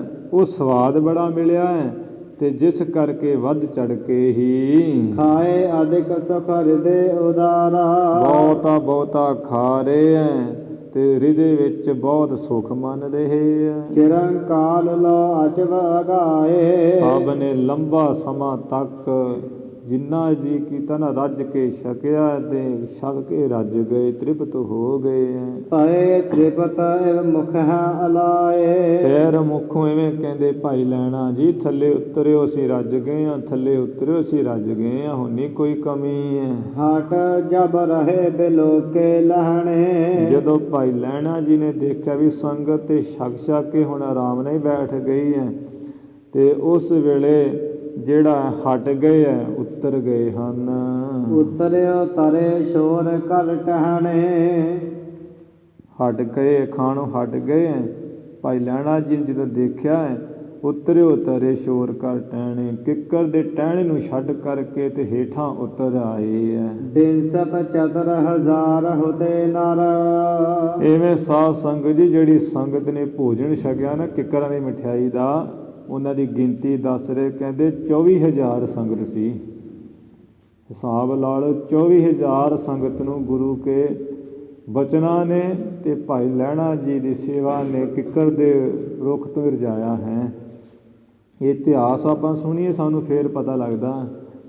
ਤੇ ਕਈਆਂ ਨੇ ਹੁਣ ਉਹ ਗੱਲ ਬਣਾਈ, ਵੇਖੋ ਕਿੰਨੀ ਗੁਰੂ ਦੀ ਮਹਿਮਾ, ਕਿੱਥੇ 24,000 ਕਿੱਥੇ 5-6 ਕਹਿ ਦੇਣੇ ਤੇ ਕਿੱਡੀ ਮਾੜੀ ਗੱਲ ਹੈ। ਸਾਰੀ ਸਾਖੀ ਦਾ ਅਨਰਥ ਕਰ ਦੇਣਾ ਹੈ।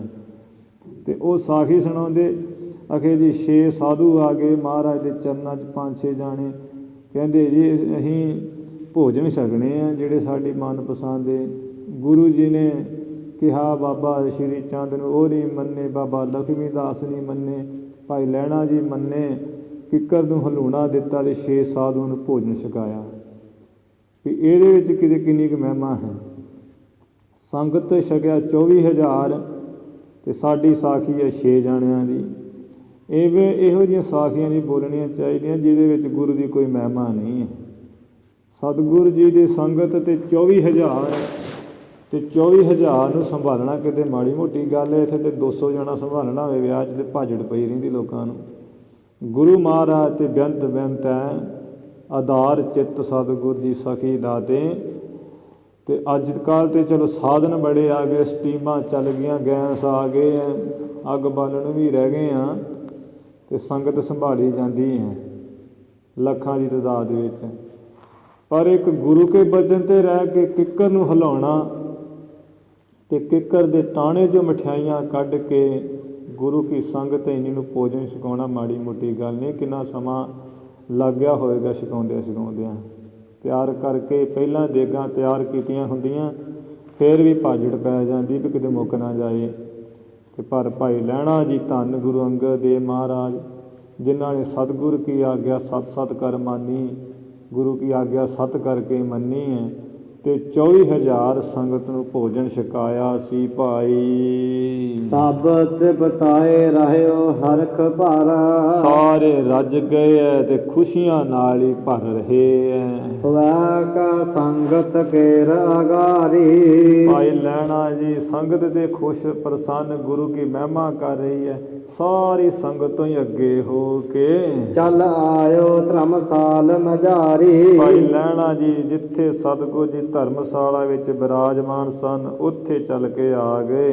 ਪਾਇਨ ਪਾਸ ਲਕਟ ਕੀ ਨਿਆਈ ਗੁਰੂ ਕੇ ਚਰਨਾਂ ਦੇ ਪਾਸ ਜਿਵੇਂ ਲੱਕੜ ਪਈ ਹੁੰਦੀ, ਡੰਡਾ ਸਿੱਧਾ ਐਵੇਂ ਸਿੱਧੇ ਹੋ ਕੇ ਪਰਿਓ ਦੀਨ ਹੋਇਆ ਪ੍ਰੇਮ ਛਾਈ। ਇਹਦਾ ਪ੍ਰੇਮ ਵਿੱਚ ਹੀ ਛਾਇਆ ਲੀਨ ਹੋਇਆ ਤੇ ਭਾਈ ਲਹਿਣਾ ਜੀ ਬੜਾ ਦੀਨ ਨਿਮਾਣਾ ਨਿਮਰਤਾ ਗਰੀਬੀ ਵਿੱਚ ਹੋ ਕੇ ਸਤਿਗੁਰੂ ਜੀ ਦੇ ਚਰਨਾਂ ਵਿੱਚ ਡੰਡੇ ਵਾਂਗ ਸਿੱਧੇ ਹੋ ਕੇ ਪਏ ਰਹੇ ਹੈ। ਤਿਹ ਸ਼ਨ ਕਸ਼ਕ ਸ਼ਕਤ ਹੋਈ। ਜਦੋਂ ਗੁਰੂ ਕੇ ਚਰਨਾਂ ਵਿੱਚ ਆ ਕੇ ਪਏ ਰਹੇ, ਕਹਿੰਦੇ ਉਸ ਵੇਲੇ ਚਰਨ ਛੂੰਹਦਿਆਂ ਕੁਝ ਕੁ ਸ਼ਕਤੀ ਜਿਹੜੀ ਹੈ ਨਾ ਅੰਦਰ ਆ ਗਈ। ਭਾਨ ਉਗਤ ਜਾਸੇ ਅਰਨਾਈ। ਜਿਵੇਂ ਸੂਰਜ ਚੜ੍ਹਦਿਆਂ ਹੀ ਆਕਾਸ਼ ਵਿੱਚ ਲਾਲੀ ਜੀ ਹੋ ਜਾਂਦੀ ਹੈ। ਸੰਗਤ ਪਾਇਨ ਪਰੇ ਕਿਸ਼ਾਰੀ। ਜਦੋਂ ਭਾਈ ਲਹਿਣਾ ਜਿਵੇਂ ਪਏ ਸੰਗਤ ਵੇਖ ਕੇ ਧੰਨ ਧੰਨ ਹੋ ਗਈ ਹੈ।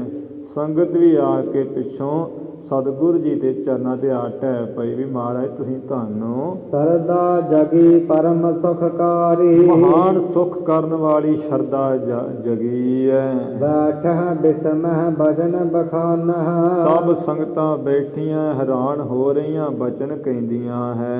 ਅਤਿਸੈ ਅਚਰਜ ਕੋ ਨਹਿ ਜਾਣਹਿ, ਬਹੁਤ ਅਚਰਜੀ ਹੋ ਰਿਹਾ, ਕੁਝ ਜਾਣਿਆ ਨਹੀਂ ਜਾ ਰਿਹਾ, ਸਮਝ ਨਹੀਂ ਰਹੇ। ਪੂਰਬ ਭਈ ਨਾ ਕਬਹੁ ਐਸੇ, ਕਹਿੰਦੇ ਭਾਈ ਵੇਖ ਲੋ ਇੰਨੇ ਯੁੱਗ ਲੰਘ ਗਏ ਆ, ਪਹਿਲਾਂ ਕਦੀ ਵੀ ਇਸ ਤਰ੍ਹਾਂ ਨਹੀਂ ਗੱਲ ਹੋਈ। ਤਰ ਤੇ ਅਸਨ ਅਚਾਇਓ ਜਾਸੇ, ਜਿਸ ਤਰ੍ਹਾਂ ਵੀ ਗੁਰੂ ਨਾਨਕ ਸਾਹਿਬ ਜੀ ਨੇ ਆਪਣੇ ਬਚਨਾਂ ਨਾਲ ਹੀ ਆਪਣੇ ਸੇਵਕ ਨੂੰ ਕਹਿ ਕੇ ਤੇ ਕਿੱਕਰ ਦੇ ਰੁੱਖ ਤੋਂ ਭੋਜਨ ਸਾਨੂੰ ਛਕਾ ਦਿੱਤਾ ਹੈ। ਇਸ ਤਰ੍ਹਾਂ ਕਿਸੇ ਅਵਤਾਰ ਦੇ ਸਮੇਂ, ਕਿਸੇ ਪੈਗੰਬਰ ਔਲੀ ਦੇ ਸਮੇਂ ਇਹੋ ਜਿਹੀ ਗੱਲ ਨਹੀਂ ਹੋਈ। ਪੂਰਨ ਕਲਾਵਾਨ ਪਹਿਚਾਨੇ, ਸਭ ਨੇ ਵੀ ਪਰਿਪੂਰਨ ਮਹਾਨ ਤਾਕਤ ਵਾਲੇ ਸ਼ਕਤੀ ਵਾਲੇ ਪਹਿਚਾਣੇ ਜਾਣੇ।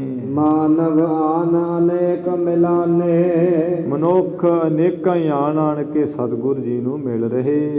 ਜਿਤ ਦਿਸ ਸ੍ਰੀ ਗੁਰ ਜਾਏ ਅਗਾਰੀ, ਜਿੱਧਰ ਵੀ ਸਤਿਗੁਰੂ ਮਹਾਰਾਜ ਜੀ ਅੱਗੇ ਲੱਗ ਕੇ ਜਾਂਦੇ ਆ, ਤਿਤ ਦਿਸ ਗਵੈ ਹਜ਼ਾਰ ਬਿਸ਼ਾਰੀ, ਉੱਧਰ ਹੀ ਹਜ਼ਾਰਾਂ ਦੀ ਤਾਦਾਦ ਵਿੱਚ ਹੀ ਸਿੱਖ ਸੰਗਤ ਉਸੇ ਤਰਫ ਮਗਰ ਹੀ ਜਾਂਦੀ ਹੈ। ਸ੍ਰੀ ਨਾਨਕ ਨਾਮੋ, ਹਜ਼ਾਰਾਂ ਦੀ ਤਾਦਾਦ ਵਿੱਚ ਸੰਗਤ ਤੇ ਕਹਿੰਦੀ ਹੈ ਸੰਗਤ ਧੰਨ ਸ੍ਰੀ ਗੁਰੂ ਨਾਨਕ ਦੇਵ ਜੀ, ਧੰਨ ਸ੍ਰੀ ਗੁਰੂ ਨਾਨਕ ਦੇਵ ਜੀ ਨਾਮ ਜਪਦੀ ਸੰਗਤ। ਜਹਾਂ ਤਹਾਂ ਹੋਇ ਉਚਾਰ ਸੁਖ ਧਾਮੋ, ਜਿੱਥੇ ਕਿੱਥੇ ਵੀ ਸੁੱਖਾਂ ਦੇ ਘਰ ਗੁਰੂ ਨਾਨਕ ਸਾਹਿਬ ਜੀ ਦੇ ਨਾਮ ਦਾ ਉਚਾਰਨ ਹੋ ਰਿਹਾ, ਮਹਿਮਾ ਹੋ ਰਹੀ। ਗਾਵਹਿ ਸ਼ਬਦ ਪੜਾਂ ਦ੍ਰਿੜ ਪ੍ਰੇਮਾ, ਗੁਰੂ ਕੇ ਸਿੱਖ ਗੁਰੂ ਮਹਾਰਾਜ ਦੀ ਬਾਣੀ ਦੇ ਸ਼ਬਦ ਕਈ ਤੇ ਰੰਗ ਵਿੱਚ ਆ ਕੇ ਗਾਉਣ ਹੀ ਲੱਗ ਪੈਂਦੇ ਆ, ਕਈ ਪੱਕੇ ਪ੍ਰੇਮ ਵਿੱਚ ਹੋ ਗਏ ਨਾ ਲੀਨ ਤੇ ਪੜ੍ਹਦੇ ਆ। ਰੰਗ ਹਸਵ ਹੈ ਰੰਗ ਰੋਵ ਹੈ ਚੁੱਪੀ ਕਰ ਜਾ ਹੈ, ਐਵੇਂ ਕਈਆਂ ਦੀ ਅਵਸਥਾ ਹੋ ਜਾਂਦੀ ਨਾ ਸੰਤਾਂ ਮਹਾਤਮਾ ਦੀ, ਉਹ ਰੱਬ ਦੇ ਰੰਗ ਵਿੱਚ ਹੀ ਹੱਸਣ ਲੱਗ ਪੈਂਦੇ ਇਕੱਲੇ ਬੈਠੇ ਬੈਠੇ ਹੀ, ਉਹਦੇ ਰੰਗ ਵਿੱਚ ਹੀ ਕਦੀ ਉਹ ਨੇਤਰਾਂ 'ਚ ਜੜ ਕੇ ਲੱਗ ਪੈਂਦੇ, ਰੋਣ ਲੱਗ ਪੈਂਦੇ। ਲੋਕ ਕਹਿੰਦੇ ਵੀ ਇਹਨੂੰ ਕੋਈ ਨੁਕਸ ਹੋ ਗਿਆ ਬਾਹਰ ਦਾ, ਪਰ ਅਸਲ ਵਿੱਚ ਮਹਾਤਮਾ ਹੀ ਜਾਣਦਾ ਨੁਕਸ ਕਿਹੜਾ ਹੈ। ਤੇ ਚੁੱਪ ਵੀ ਕਰ ਜਾਏ, ਕਦੀ ਜਮਾ ਹੀ ਚੁੱਪ ਕਰ ਜਾਂਦੇ, ਕਿੰਨੇ ਕਿੰਨੇ ਦਿਨ ਕਿਸੇ ਨਾਲ ਬੋਲਦੇ ਨਹੀਂ ਹੈ, ਜਿਵੇਂ ਗੁਰੂ ਨਾਨਕ ਸਾਹਿਬ ਜੀ ਨਹੀਂ ਬੋਲਦੇ ਹੁੰਦੇ ਸਨ। ਤੇ ਉਹ ਕਹਿੰਦੇ ਅਸੀਂ ਜੀ ਮਹਾਰਾਜ ਜੀ ਨੂੰ ਤੇ ਕੋਈ ਨਾ ਬਾਹਰ ਦੀ ਹਵਾ ਹੋ ਗਈ ਹੈ, ਤਾਂ ਹੀ ਉਹ ਬੋਲਦੇ ਬਾਲਦੇ ਨਹੀਂ ਹੈ। ਇਹ ਤੇ ਰੰਗ ਹੈ ਪਰਮੇਸ਼ਰ ਦੇ ਨਾਮ ਦਾ, ਰੰਗ ਹੱਸ ਹੈ ਰੰਗ ਰੂਪ ਹੈ ਚੁੱਪ ਵੀ ਕਰ ਜਾ ਹੈ, ਪਰਵਾਹ ਨਾਹੀਂ ਕਿਸੇ ਕੇਰੀ ਬਾਜ ਸੱਚੇ ਨਾ। ਇੱਕ ਪਰਮੇਸ਼ਰ ਦੇ ਨਾਮ ਤੋਂ, ਪਰਮੇਸ਼ਰ ਪਤੀ ਤੋਂ ਬਿਨਾਂ ਉਹਨਾਂ ਨੂੰ ਕੋਈ ਪਰਵਾਹ ਨਹੀਂ ਹੁੰਦੀ, ਆਪਣੇ ਰੰਗ 'ਚ ਰੰਗੇ ਹੁੰਦੇ ਆ। ਲੋਕਾਂ ਵਾਸਤੇ ਮਸਤਾਨੇ ਝੱਲੇ ਪਾਗਲ, ਬੁੱਧੀ 'ਚ ਫਰਕ ਪੈ ਗਿਆ ਜੀ, ਮੱਤ 'ਚ ਫਰਕ ਪੈ ਗਿਆ ਜੀ, ਇਹ ਲੋਕਾਂ ਦੀਆਂ ਗੱਲਾਂ ਹੈ। ਤੇ ਪਰ ਉਹ ਰੱਬ ਦੇ ਮਹਾਤਮਾ ਸੰਤੀ ਜਾਣਦੇ ਆ। ਤੇ ਲੋਕ ਤੇ ਜਿਹੜੇ ਕੋਈ ਨਾਮ ਜਪਣ ਵਾਲੇ ਅਭਿਆਸੀ ਹੈ, ਉਹ ਰਹਿੰਦੇ ਇਸ ਰੰਗ ਵਿੱਚ ਕਿ ਮਸਤ ਰਹਿਣਾ, ਆਪਣੀ ਚਾਲੇ ਰਹਿਣਾ। ਤੇ ਵਿਚਾਰੇ ਜਿਹੜੇ ਕੋਈ ਪੜ੍ਹੇ ਲਿਖੇ, ਉਹ ਕਹਿੰਦੇ ਜੀ ਮੁੰਡਾ ਤੇ ਵਿਚਾਰਾ ਹੈਗਾ ਸੀ, ਪਤਾ ਨਹੀਂ ਵੀ ਉਹਦੇ ਕੋਈ ਦਿਮਾਗ ਹੀ ਕਿਤੇ ਹੌਲਾ ਹੌਲਾ ਪੈ ਗਿਆ ਲੱਗਦਾ ਉਹਦਾ, ਉਹਨੂੰ ਕੋਈ ਗੱਲ ਕਰਨ ਦਾ ਪਤਾ ਨਹੀਂ ਲੱਗਦਾ, ਇਕੱਲਾ ਜਿਹਾ ਬੈਠਾ ਰਹਿੰਦਾ। ਸਾਡਾ ਬੱਚਾ ਤੇ ਬੜਾ ਸ਼ੈਤਾਨ ਹੈ, ਗੱਲ ਉੱਥੋਂ ਕੱਢਦਾ ਜਦੋਂ ਕੱਢੀ ਨਾ ਹੋਵੇ। ਐਵੇਂ ਬਹੁਤਾ ਬੋਲਣ ਝੱਖਣ ਹੋਏ ਤੇ ਪਤਾ ਨਹੀਂ ਵੀ ਝੱਖਣੀ ਹੋਣਾ ਵਿਅਰਥ ਹੀ ਹੈ। ਉਹ ਰੱਬ ਦੇ ਪਿਆਰੇ ਜਿਹੜੇ ਹੈ ਉਹ ਆਪਣੇ ਰੰਗ 'ਚ ਰੰਗੇ ਰਹਿੰਦੇ ਹੈ। ਗੁਰੂ ਕੇ ਸਿੱਖ ਕਈ ਦੇ ਸ਼ਬਦ ਗਾਉਂਦੇ ਰੰਗ ਵਿੱਚ ਰੰਗੇ ਹੋਏ, ਕਦੀ ਪ੍ਰੇਮ ਵਿੱਚ ਲੀਨ ਗੁਰਬਾਣੀ ਪੜ੍ਹਦੇ ਹੈ। ਕਰ ਵਿਚਾਰ ਹੋਏ ਚਿਤ ਸੋ ਖੇਮਾ, ਸ਼ਬਦ ਦੀ ਫਿਰ ਵਿਚਾਰ ਕਰਦੇ ਹੈ, ਜਿਸ ਕਰਕੇ ਚਿੱਤ ਵਿੱਚ ਜਦੋਂ ਸ਼ਬਦ ਦੀ ਵਿਚਾਰ ਕਰਦੇ ਖੇਮਾ ਨਦੀ ਕਲਿਆਣ ਹੁੰਦੀ ਹੈ।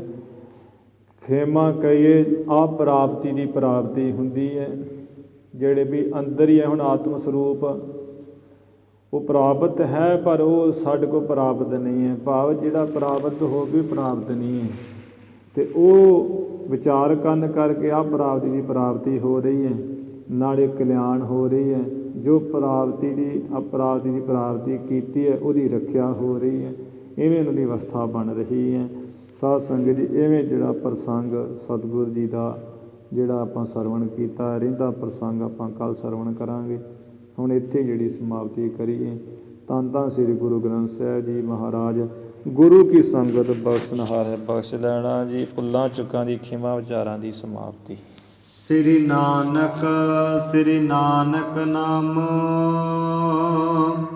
ਜਹਾਂ ਤਹਾਂ ਹੋਵੈ ਉਚਾਰ ਸੁਖ ਧਾਮੋ। ਗਾਵਹਿ ਸ਼ਬਦ ਪੜ੍ਹੈ ਦ੍ਰਿੜ ਪ੍ਰੇਮਾ। ਕਰ ਵਿਚਾਰ ਹੋਏ ਚਿਤ ਸੋਖੇਮਾ। ਵਾਹਿਗੁਰੂ ਜੀ ਕਾ ਖਾਲਸਾ, ਵਾਹਿਗੁਰੂ ਜੀ ਕੀ ਫਤਿਹ।